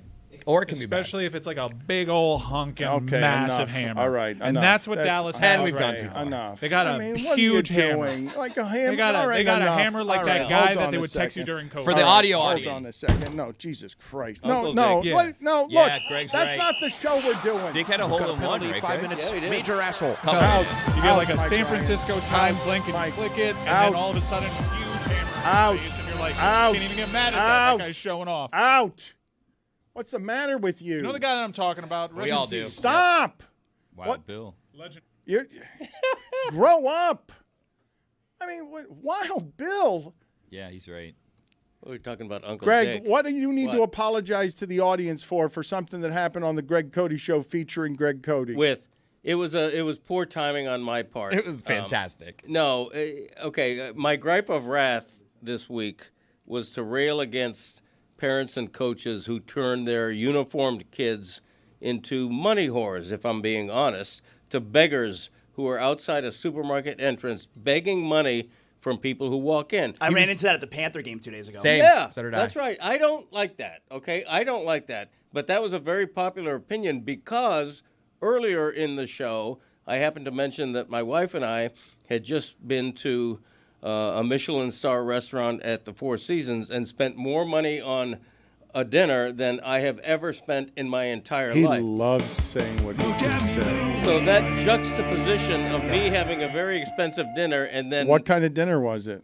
it was, it was one of those 9 or 12 Right, but course what meals. do you know what you were eating? Like, how wonderful was it? How many stars? You love telling people this. So what is the genre of food you're eating? Well, there were, as you can Thank imagine, you. from a 12-course meal, it was all different things, including, Wagyu beef and It was just my dad having such a blind spot for 1 minute, bragging about $375 per person, and then like 5 minutes later, ripping these kids for asking him for $1 outside of Publix. Oh It- my like, he God, had your zero- father is disgusting. It in was both can terms just be of- like- accurate. No, but your father, in terms of entitlement, is one of the great white men I've ever seen. And then it was great. His logic on donating, he's like, if it's my kid's team, Yes. I'll donate. And I'm like, Yes. you realize with that logic, nobody Yes. would ever donate No, to any it's team. so great. Okay. It's so great. Your father's awful here as a 70-year-old man who's If about it was to... my granddaughter, No, look, I'd give You're $5. panhandling. Here we go. Have a car Here wash. we go. Give Here me we go. something for the transaction. Here if we I'm go. giving you $10, wash my Okay. car. Well, All don't right. they usually have candy they're right. selling you for? All right, Zaz, I'm going to need you to stand back, sir. See, Stand down. No, Zaz is right. No, I'm See, asking if they the did. Girl Scouts, if I give them $5, they give me a box of cookies. Since when do you could you give me money and they all have a bucket or something? Okay, so they all have a bucket or something. Ladies and gentlemen, These kids don't want to learn. They don't want to earn. They're looking for a handout. The best is my dad also falls on both sides. He's on both sides of the argument. He doesn't have cash, but he doesn't also do Venmo. You have a barcode. I don't have that, and I don't have cash. No, I don't do Okay. any I'm of like that. in this. okay. You know what I've done? I've mastered the art of pretending to be on Oh, my that's phone. terrible. Oh, wow. When you Wait, walk can you past show the us how? kids- Wait, show us how you do it. So Dan, go ask him for $1. No, wait. Let's see how Greg fakes it. Okay, can we recreate this in another room, please? Because I'd like I'd like you all to experience, okay, what an entitled classist my friend Greg Cody is, who has no problem telling you down his nose about the expensive wines he had that he doesn't understand and the gourmet spices that he had that cost hundreds of dollars. I've never spent so much on a meal. It's crazy excess. Also, as I'm leaving, I fart and burp on the person asking me for $1 as I leave the Michelin What accent is that? 5-star restaurant. Who are you? It's obnoxious, arrogant, entitled Greg Cody. Okay. I raised my kids not to panhandle. Here, we can do it right here. Hey, hi, sir. I'm with the Sunrise football team. Can you donate to my Sorry, team? I'm on an important call. Oh, well.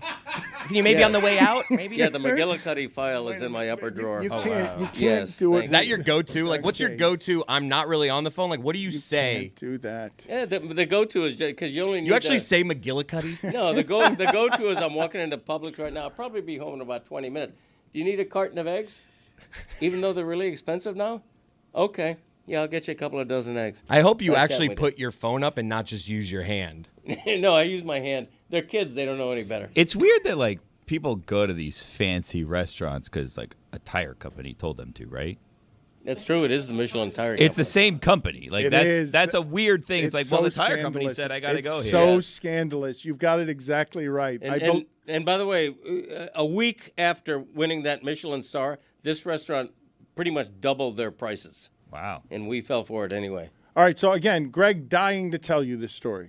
Dying to tell you that he dined better than the peasant man. Okay, I will say this in Greg's defense. There is a couple times where I'm on the street, I'm at the stoplight, and then I see a gentleman who is not of youth football age. Go on. Who's walking up to me and's got the helmet, and I'm like, buddy, I don't think you play football, buddy. I don't know what you're doing with this. I don't like it. It's rife for scams, though. That's the one thing I will give you, Greg. Correct. And by the way, I wasn't dying to tell people how much money I spent on dinner. The internet just criticized you for your blind spot of I had a rich dinner. Oh, you but don't. I don't want to It get happened to come up on $5. my podcast, Chris. the Greg Cody So Show. what's the apology? The apology is the timing of it was bad. Timing. I should have had better foresight. Not the message, though.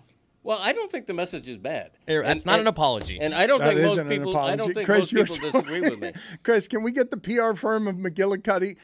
And I don't think most people disagree with me. It's not just an apology. It's doubling down. Okay, parents. I'm talking to parents and coaches now of youth sports athletes. Earn the money that you're asking for. Have a car wash. Have a bake sale. Sell lemonade out of an old-timey stand on the sidewalk out front of your house. Do something to earn the money. Don't just teach your kids, which I never did, to go out to total strangers with your hat in your hand and say, could you please give me money, sir? Why do you think your son has a career in this business? You gave him to me, and that's been you panhandling for 20 years. I think that's apples and oranges. I mean, It's exactly the same thing. You think your son is qualified for the job he's presently in? Of course he You is. think he's the best person in all of America to run this, one of the great sports shows of all time? yeah, well, that's a little bit of an exaggeration. No, but no, your He's your right son, here. your He can son, hear you. You're the one who your hired son, him, so your he must son be has qualified. a job because he's corporate nepotism welfare. Okay, who hired him? You did. No, you did. By being my friend, we've put him in a job he's totally ill-qualified This for. ends up on your. He's Thing- right. that's I'm actually like right here. He's double gotta hear you. nepotism. It's a you thing. He hears Double you. nepotism. You take care of Greg because he's your friend, and then you take care of Greg's son because Greg's your friend. And what of it? And Grayson's starting her internship next week. Why are you putting this on other people? It's what we've built. It's Greg Cody's entitlement saying, hey, you know how good I am at this thing? And this is what drives Zaslow crazy. You guys don't understand. You really don't. What a wonderful gig we've had. Zaslow is fundamentally offended by how your father treats this job as if he's such a stellar talent that he should be allowed to dine in all the best restaurants and tell the panhandler, I'm too big for you, so that he can do what Bert Kreischer and his buddy on Two Bears can do when they're breaking away whatever from their audience because they refer to their audience as the poors. Okay, let me tell you something, Le Batard, because you're always taking all credit for everything. I earn my money, and approximately half of 1% of the money I earn comes from the Le Batard Show and me doing this show, okay? And that's a fact. Granted, most of the money is made by my wife, but still. That's a fact, Jack. That's, well, that kind of thing. But he's emotional. And you know it. When you get emotional, you forget your catchphrases. Okay. I don't forget them. I just like to parse them. I like to separate them. Zaslow, I love him and his son, but Zaslow, you've been fascinated by this particular tree in our environment for a long time. I think you guys are lucky. I think you get in here and you're fiddling around with your microphone and you're showing up late. It'd be like if I wrote a column in crayon. What time did you get here yesterday? 8:59. Okay, I was here. Time to show start. I was here at 8:25. Oh. Oh, it's not just a dick off. It's off. a punctual off. I am punctual, okay? And I don't rattle my microphone. I'm prepared. I have topics. I'm a professional. You do rattle your microphone. No, I don't. When he's asked to by his son. And then his son starts playing sounds, trying to convince him they're coming from his computer. Yeah, your computer was beeping last week. Yeah, and that was a fake, and I Inside exposed job. it as a fake. Yeah. Like, That's journalism right to go there. Like this. Yes, thank you. Investigative Billy journalism. knows. Yeah. Billy gets Hell it. yeah, Dad. I'm Craig. Damn right. For those of you who are looking inside, this thing needs to keep churning, baby. DraftKings needs us to pump it out, and we are pumping it out. Whether alarms are going off and whether the building's on fire, we're going to keep it moving. But I want you to know that this particular fire is real. The connection between Greg Cody and Chris Cody, lest it felt disrespectful what it is I was just doing and saying around my friends who I love, and Greg can get prickly about this stuff, I realize is one of the most valuable things Meadowlark Media has, because the people who ride with us most firmly know that this show rode in protection of love and friendship so that Chris Cody could be in an executive producer job in which he's totally overwhelmed, overmatched. It's too big a job. Mike Ryan just wants to watch it from the corner. He doesn't even want to do it anymore. Nobody wants to executive produce the monster. Le Batard, he's out of control. He's sermonizing. Slow him down. He's going crazy. Why would he go crazy? It's not like America's going to shit or anything. How's your ankle? That legitimately, here, Tony, I wasn't acting. Like, No. you know that my ankle gave there. It was the shoes, I think. Low-cut shoes. I thought it was your Achilles.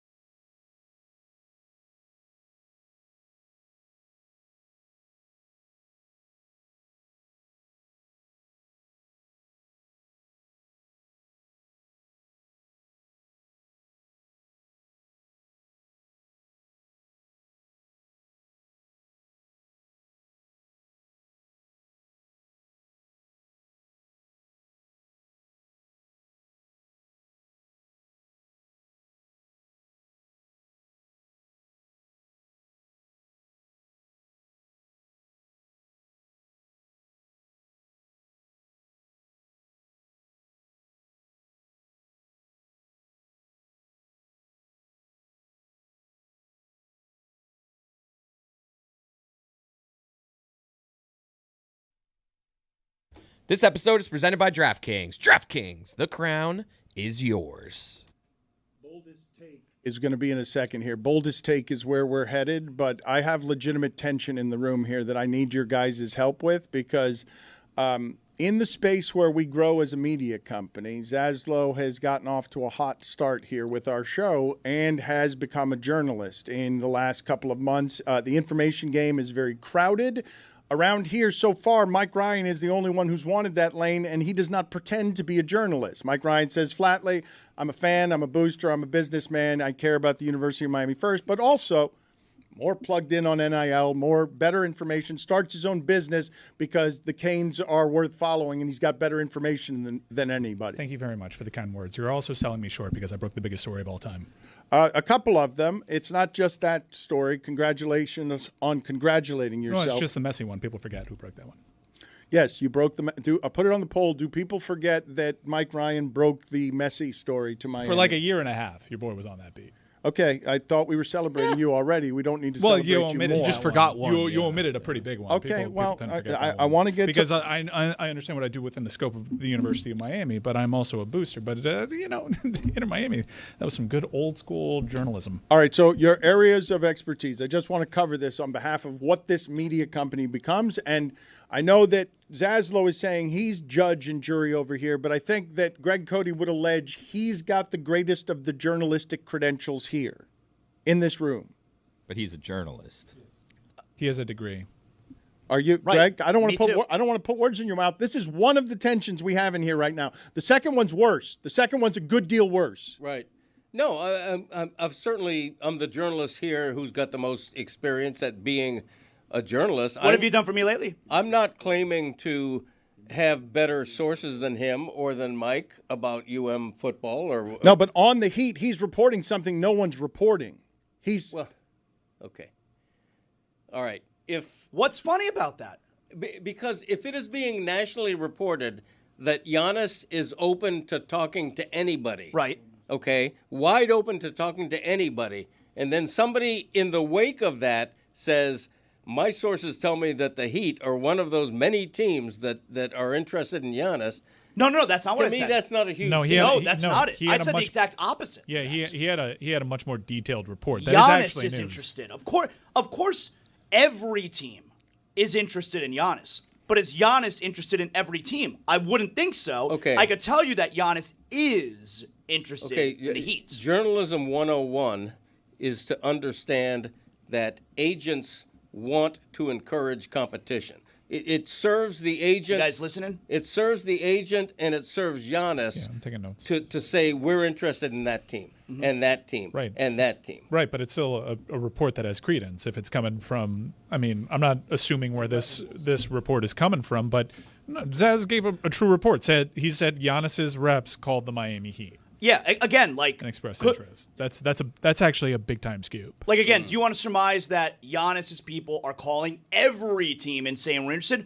Maybe that's true. I have no idea. I wouldn't think that that's true. Right. I would think that there's probably only a handful of teams who Giannis is interested in. But I can tell you, I know one of those teams they have reached out to is the Heat. Okay, so when Zaslow says, I know, Tony, help me here with this because we're growing a media company. When Zaslow says, I know, is that bigger than Mike Ryan's that I should remind you? That Mike Ryan's that I should remind you. As somebody, when Mike says that, he's saying, hey, you know I'm credible, right? When Mike Ryan says that with the fluff of I broke the biggest story on Messi, so that I should remind you. When I say something, I'm walking the line between I know it or sources and you're going to trust me because I'm credible, correct? I broke the biggest story. In those contexts, Mike is reminding you that he already knows what it is. Zazzle's just giving you the exact just dope of I know what this is and they told me. Right, this is the first time for me. Right. We're just, four guys with, backgrounds in breaking big time stories. Just shooting the shit. That's what we're doing. And I'm not going to be pitted against Greg or Zaz. That's a great report, Zaz. Thanks, Leia.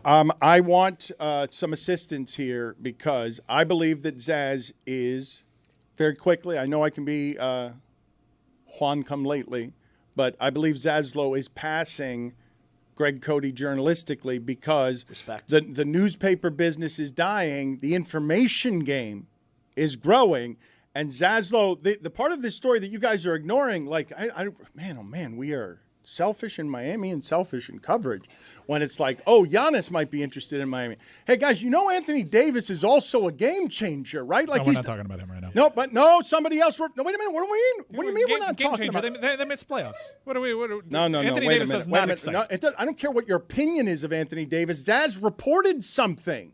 Yes, on Giannis.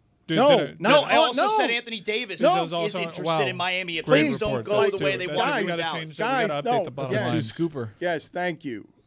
We need to. Cody, Zaslow right now is kicking your ass on Heat information. He's better at information. I would say that Zaslow's 2 reports might be bigger than any story you've broken other than my betrayal about my engagement, right? If I covered the Miami Heat, I would be really upset that I didn't break that story. Thank you. I'm so sorry. That feels like. Although it's still a marginal story break. It is not. No, it is not. Hold on a second. Give him what he wants. If you see someone, forget that it's me. This is a blank face right here. Right. Not this beautiful Punim, okay? This is a blank face right here. If you heard someone locally too, so maybe they're connected. I don't know who this person is. You heard this person is reporting that Giannis has reached out to the Heat. Mm-hmm. Would you think it's a big story? Let me tell you how I define a big story. What's the degree of surprise? Okay, when Shams reports that that Giannis is open to every team. All right, but Anthony Davis surprised me. That's a little bit more of a surprise. Well, no, but wait a minute. So this is reporting and it's legitimate, and I'm asking you, why are you denying the credibility of his report? Well, first of all, I reported last week that Sam Bennett was not even going to have a hearing. He did. First of all, I don't know that it's true, and I don't think you know it's true at this point. Do I know what's true? He doesn't. I know my report is true. I know what I was told. I trust my sources. Right. Okay. There you go. Wait, okay. Greg, what are you doing? We'll see. He's doing exactly what you want him to do, which is play your stupid little game. You started this. So, no, all right. This is not a game to me. As a journalist, this is not a game. This is my life. All right, now, I know, Billy, Mike, please, I know. I'm the shit stirrer. When's it going to be on the ESPN website? Because you work for ESPN. I'm wondering why they're not putting it up. Who do we call? Hey, that's a very good question by Billy. Ring up to Justin Craig. What do we do here? It won't appear as a news story quoting Zaslow. I can promise you that. Well, should it, though? Because it is right now. It's not a definitive enough report. It is on Peacock, and it is on DKN. It is on the Le Batard Show. Why is it not official? Why Zaslow's reporting it? It's all politics. We all know what was happening there when Woj was there. Maybe it's different now. I'm on ESPN tonight, so we'll see. Can you report a feeling? This isn't a feeling. It's not a feeling nor an opinion. He feels like he wants to come. This is not a feeling or an opinion. I feel like I want to play for the Heat. Or I feel like I would like to maybe play for the Heat. He picked up a phone. Like, there was a report yesterday that he was open-minded about everything, and his reps picked up a phone. That would be a report if it was him. His reps picked up a phone and said, hey, Miami. Yeah. You're one of the ones. That's what I'm telling you. He's feeling you. You're one of the dozen. All right, so Mike Ryan makes I don't know how many. Mike Ryan says, I'm doing all of this, and yet here he is saying, like, somewhere after that I shall remind you, he said, the ringer took your knees out from under you. They did. They won that championship. Congrats to them. Credit where it's due. So journalistic outfits that have some power can affect the outcome of games. And Zaslow is reporting as a legitimate Miami audio legend. Okay. He's reporting Anthony Davis and Giannis are interested in Miami. That's not something anyone else I've seen anywhere else. That they have both reached out. I'm looking at Miami. the ESPN's NBA homepage right now. And I don't see Okay, so anything ESPN under is the top only thing that validates. Okay, so Meadowlark Media is not allowed to have any reports. It's just ESPN is the only important one. Okay. No, what happens there? What happens, Dan? What happens, Dan, is that if it's a big enough report from Meadowlark Media, so Shams gets to decide that, and then ESPN gets to decide that.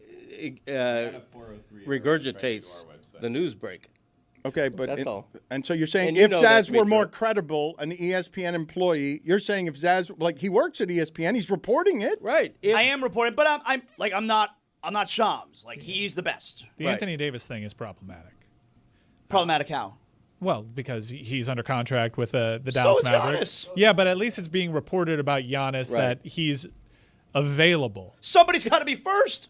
Okay, but we're learning about Anthony Davis's availability by him and his reps. What's so funny over there, reaching out Chuckles? to I think if I were a Mavs fan, I'd be like, "What are you doing?" Is this what the franchise is blessing? You're doing what now? You're reaching out to other teams. This is a whole team. You know we got the first pick, might have actually right? gotten your Miami Heat in trouble. I heard this before. I was told this before last night. Maybe Anthony Davis like, number one pick. I'm not interested in anything but Dallas. Now that's just my opinion. I think you got your franchise in trouble, bub. You're reporting old news then? I mean, That's a bigger Chuckles, he called you? That's a bigger story. But Anthony Davis. Look. But that was old. We don't know how he feels after last night. Chuckles, he just called you. He hit you with Chuckles. And this is what I wanted to say from before because we're in I was chuckling at the time, in fairness. Chris Cody, I'm in a dangerous emotional space with your father. Your father is willing to take 20 years of beating from me in the name of loving friendship. But lest I say a foul word about his son, I lose him emotionally for sometimes days and weeks because he will abide no man disrespecting his son in public. He'll give him a chicken wing. And so I don't like to make your father mad here, but he's enraged at me. And Zaslow, you saw it, right? Because Zaslow was looking at your dad, and it's the first time he's seen, wait a minute. This isn't a character. This guy would like to take Dan's head and throw it into the ocean. It's one of the things that now that I'm around more often and I love being here. It's one of the things that I have to start not getting used to, but I'm trying to still figure out, what's okay, what is making some people upset. And I certainly don't want to step on toes. You just called him Chuckles. Well, he would, were you chuckling? I was chuckling. Chuckles. Yeah. A bond has been formed. It Look wasn't at a them. laugh, it was a chuckle. If that's not the Le Batard story here, Chuckles, bond formed over Chuckles. What a pathetic slogan. That's what we're writing. That's in the We've new. been accused of being a chuckle fest for 20 years. Right? Okay. Well, your dad's not chuckling about this, is what I'm telling you. Well, I hope you're happy. Well, no, you got him mad. He'd like me to apologize to his son on air. I didn't say that. You'd like me to. I mean, I don't think you have it in you. I don't think you feel the need to. I don't want you to do anything that you don't feel the need to do. It's a call out. Was it disrespectful? Hell, in the extreme. Is it disrespectful for you to say that his son did not earn nor is capable of doing his current job? Yeah, a little bit disrespectful. It's probably a debate to be had there. Pretty good argument. Which is Common it? ground. I am a judge. Was Le Batard disrespectful to Greg Cody's son by saying he didn't necessarily deserve and is not necessarily good at his current job? Disrespectful. Oh, Thank you, Your Honor. I would also say continuously Disrespectful. calling him Greg Cody's son and not Chris Cody because he has a name. Also disrespectful. I feel nothing. Thank you. With prejudice. Always. already risen. Are we willing to allow Zaslow to be judge and jury? We've confirmed him. Like this is, are we going to make it judge and jury and executioner Zaslow because he's a journalist? He's getting into the information game. And Mike, you know this can be scary, right? Chris, you know this can be scary. I'm sorry, I got a smile from ear to ear right now because Udonis is weighing in on Jimmy Butler's effort last night. Hang on. Did you expect more from Jimmy Butler without Steph? 4 of 9 from the field, just 6 rebounds. Hold on, say that again. How many shots from the field? Just 5 of 9 from the field. 9 shots in basically an elimination game. 14 points. I expected more. Thank you, Udonis. 9 more than I did. Judge, it seems like we're not going to get an apology. Well, that's not up to a judge's ruling. My ruling is just if it was disrespectful or not. I haven't handed out, damages or anything like that. Okay. So I know that all of this is bothersome. With prejudice. Thank you, Zaslow. I appreciate these edicts. I don't actually want to do the silly storyline stuff around the basketball today. I really do want to because the hockey playoffs are magical enough. The Oilers coming after nuts last night. The Oilers coming after Greg Cody's McDavid's overrated, and just watching like championship good teams look championship good.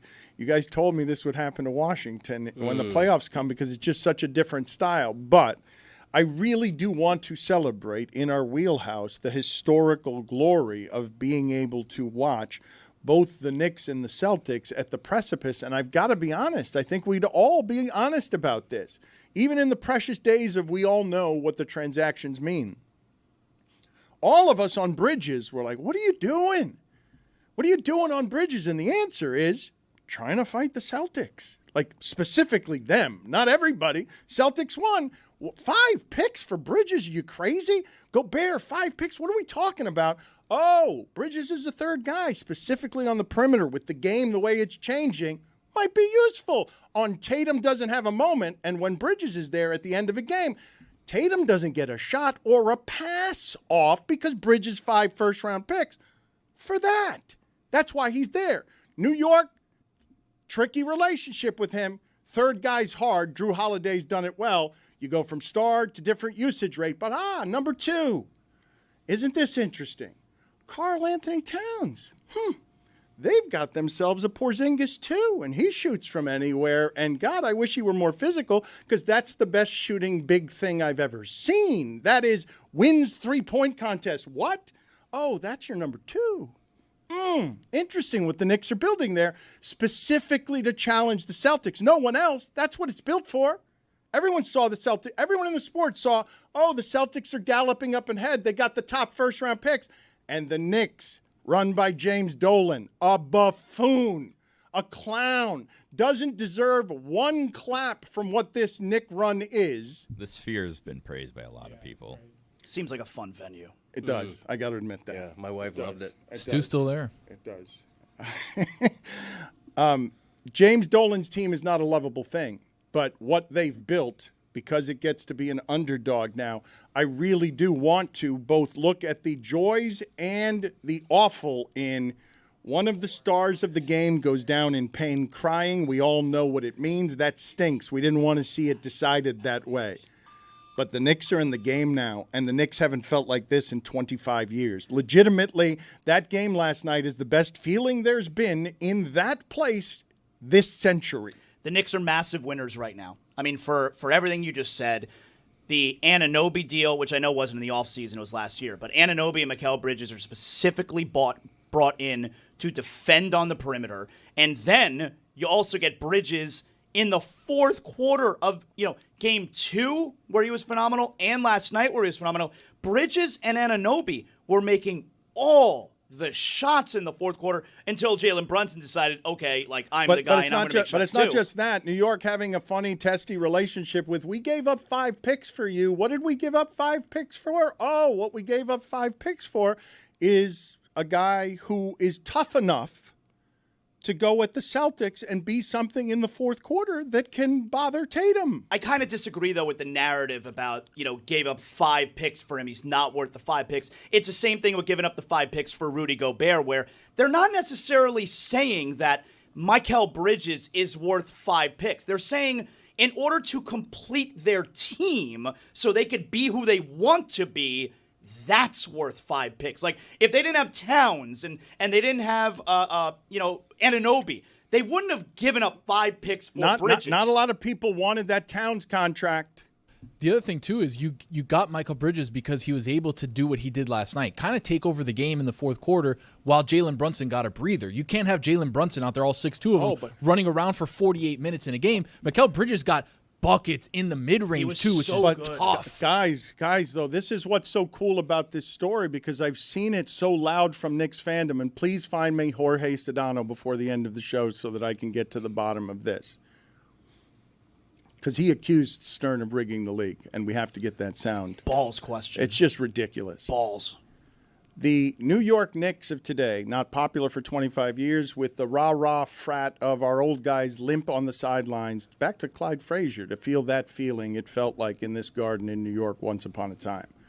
For that Knicks team to be built to fight the Celtics and go through this story arc. I loved Hartenstein.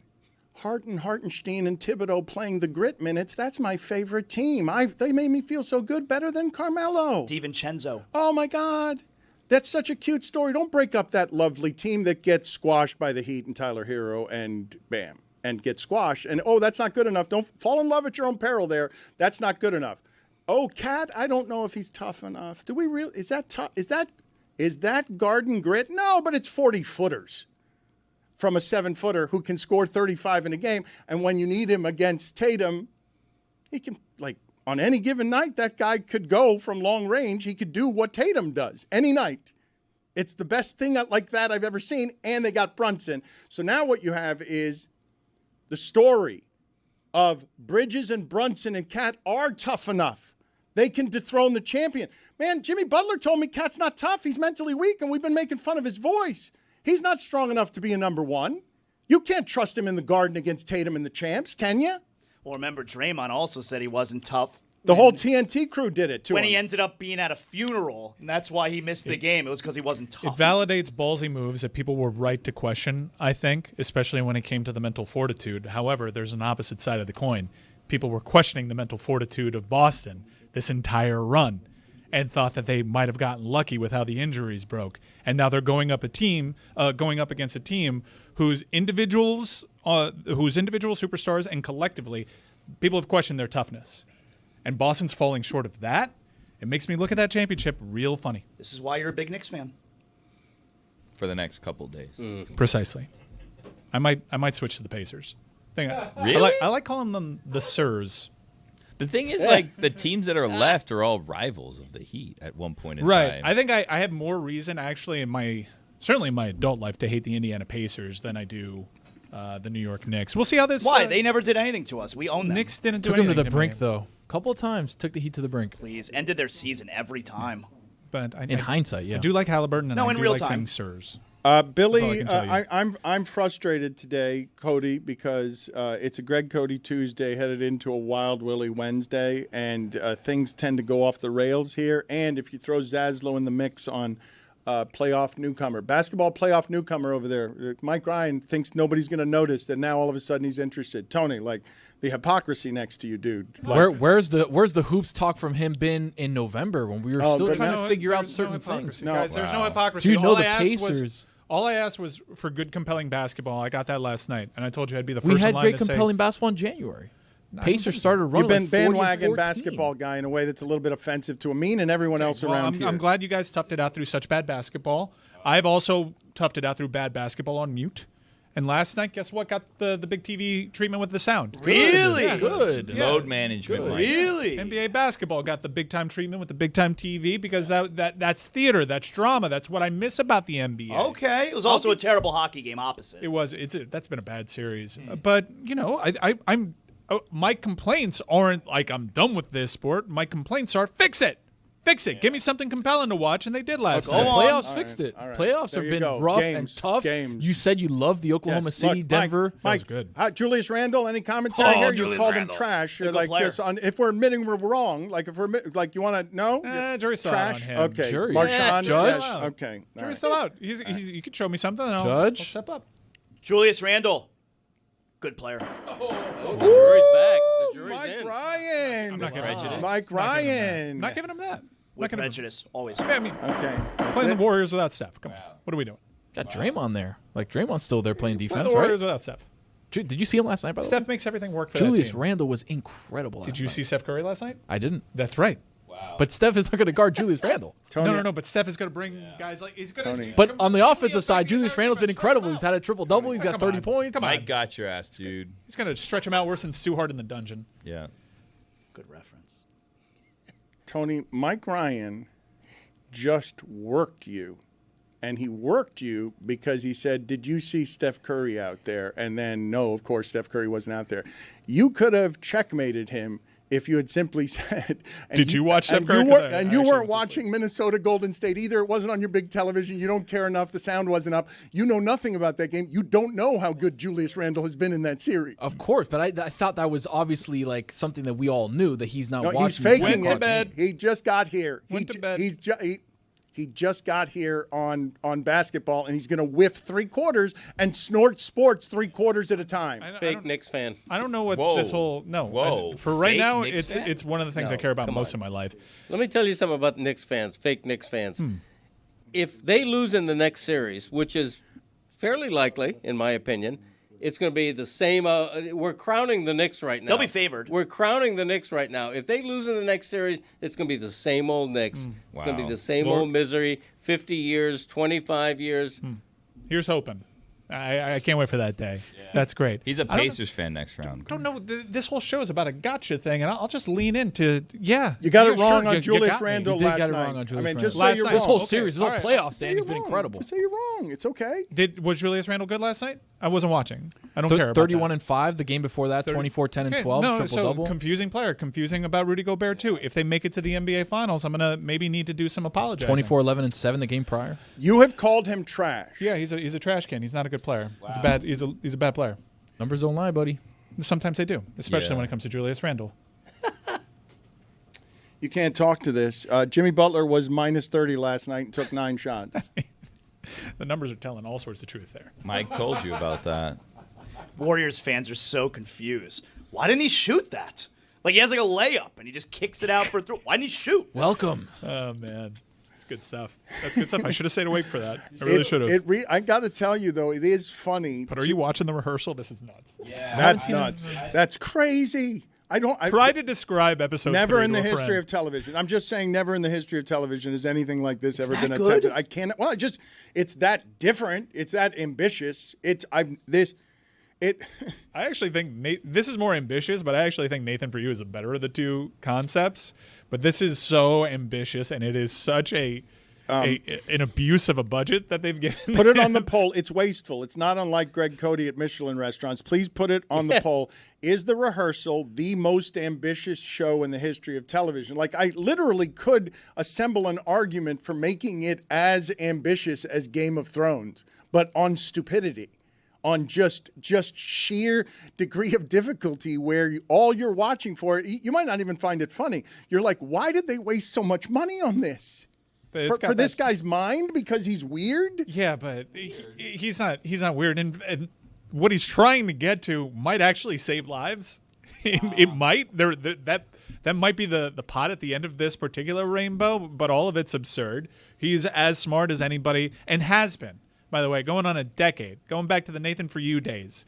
This guy has been operating at a different intellectual comedic plane than anybody, and seemingly HBO just gave him a blank check to follow his heart's desire and tell like the most ambitious, twisted tale he possibly could. And like I said, if you watched episode 3, find someone that knows nothing about the concept and just try to explain that episode. You just did. You told me that they got air from a city and blew it in a dog's face. That's like what? Yeah. That is like, honestly, doesn't crack the top 50 in crazy things from that It's episode. a little bit hard to explain The Rehearsal to people who aren't interested in it.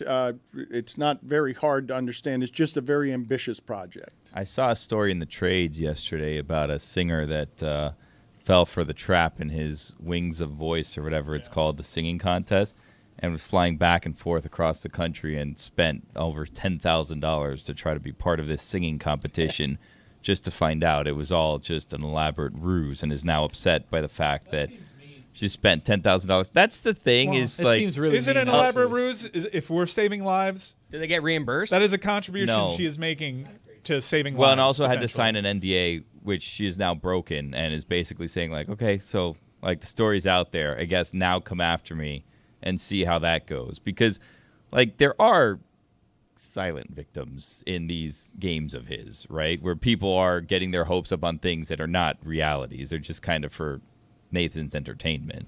Well, And I like the entertainment. show. I like the show, but like there are people like, if you watch this week's episode, like you kind of have to feel bad for the pilot that they were focusing on in his love life. And like they pick these people that, you know, are susceptible to being his victims. Tony, I know you're lost. Billy, So is it about a dog or a pilot? No, Billy, as Dude, always, we didn't even get into recreating shot for shot Sully Sullenberger's life. Yeah, that was Including that was something. breastfeeding? That was something. So, Tony, forgive me for Billy's yammering. I was watching Julius Randle, Dano. That's what I yammering. was doing. Spoiler Wednesday's tomorrow. I'm not spoiling anything. I will tell you something else that is funny about the New York Knicks and this present enthusiasm that the New York Knicks are feeling when I'm here to tell you that unless there are major injuries, that team has zero chance of winning the championship. Zero chance. The New York Knicks this year are 3-11 against the Cavs, Celtics, and Thunder. Those 3 victories are in this series.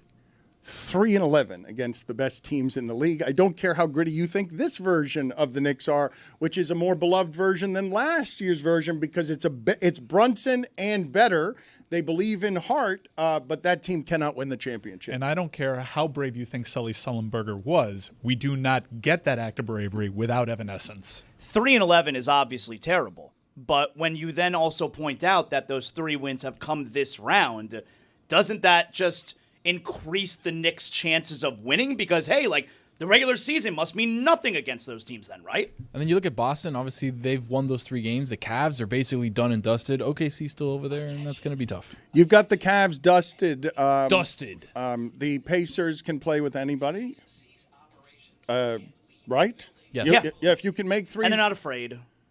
It's a weird thing to say, is it not? The Pacers can play with anybody in the new evolution of what it is. Well, if Halliburton's going to hit him from 30 feet, and we can have a legitimate argument any night. Well, who's their best player, Siakam or Halliburton? But both of them can do it. You're not believing in any of it, Michael. No, I believe in them. You're invoking names like Siakam and OG Anunoby. Everybody wants, if you're viewing this from the Heat fan perspective. It's a new game. I'm a Knicks fan, so that's one of the teams that actually went out and got these guys that could make an impact. Bridges, OG Anunoby. Everyone romanticizes the whale. They whiffed on Lillard. They miss on Harden. They miss on Durant multiple times. They miss on all these guys. They also miss on Siakam.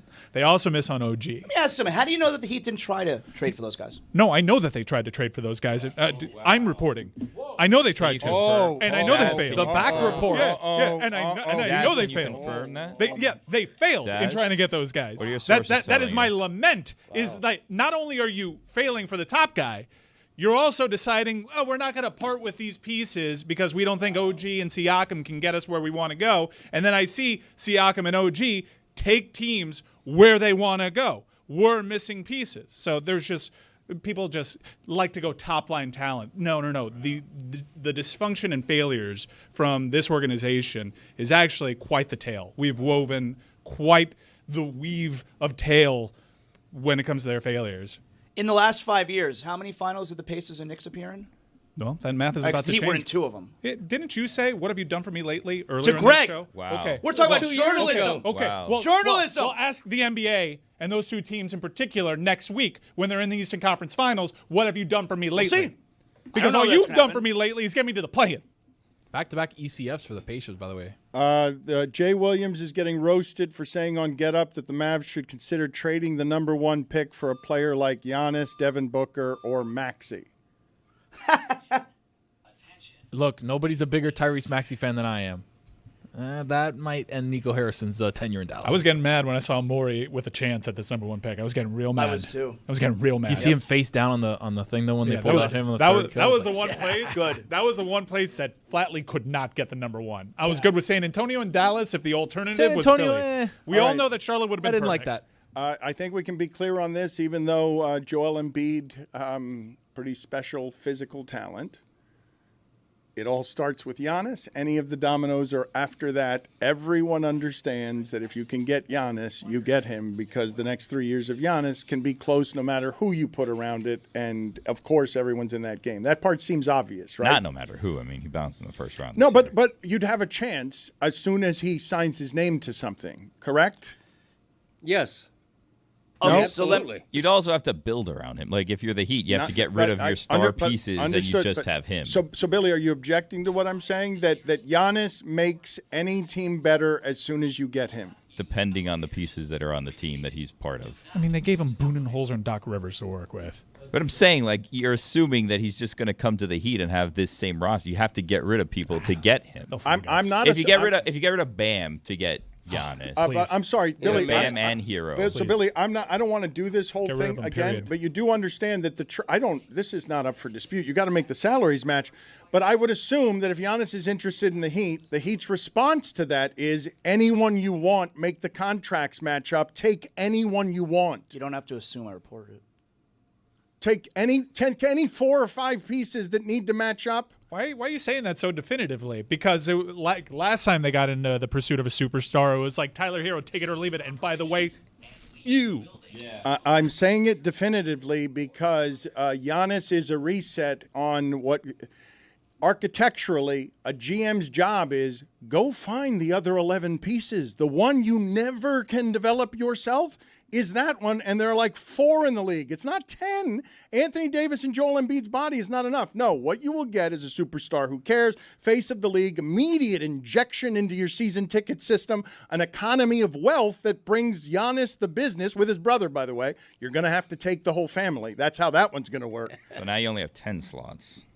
And that's any team in the league would want him. And I think just about any team in the league would trade any one player they have for him. Like, maybe Jokic is an exception, but nobody else. The league's changed, too, by the way. Like, it's not the way it was 10 years ago, where let's just acquire as many stars as possible. We got to get a big 3. Like, Phoenix just tried that, all right? The league's not like that anymore. If you can get 1, maybe even 2, if you get your hands on 2 really good players, but it's really about filling out the rest of the roster now. The league's different like that. So if you get your hands on a guy like Giannis, all right, well, we'll add other pieces around it. It's not necessarily about getting as many stars. I will tell you that Dallas that just won the lottery, however unpopular their general manager, his thought process is, well, Luka, I don't trust his body to be one of these 5 pieces in 3 years.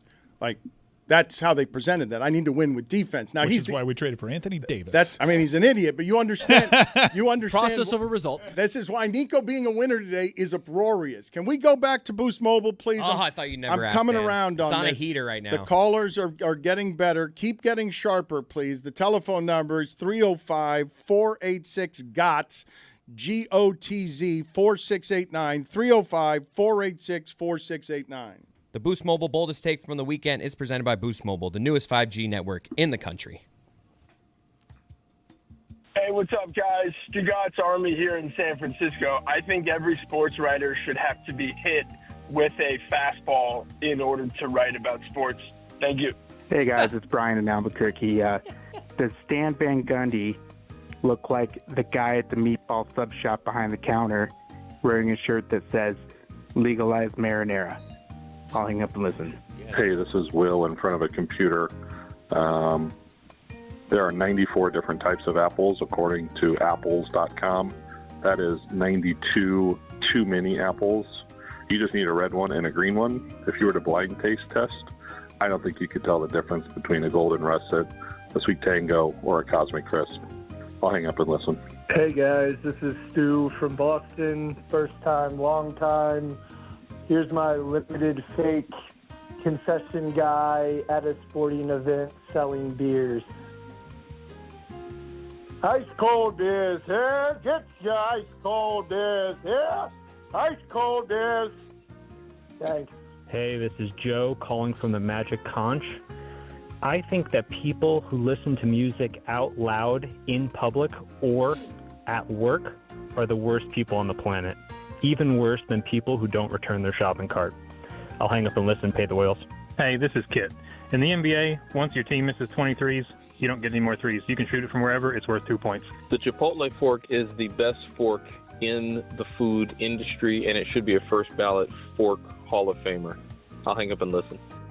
This was one of the weaker episodes until that last one point. Is a great take. Certified banger. Okay, but and it's a thing on the internet. People know about this. I take extra. Yes, it's great. It's better than actual silverware. And the napkins.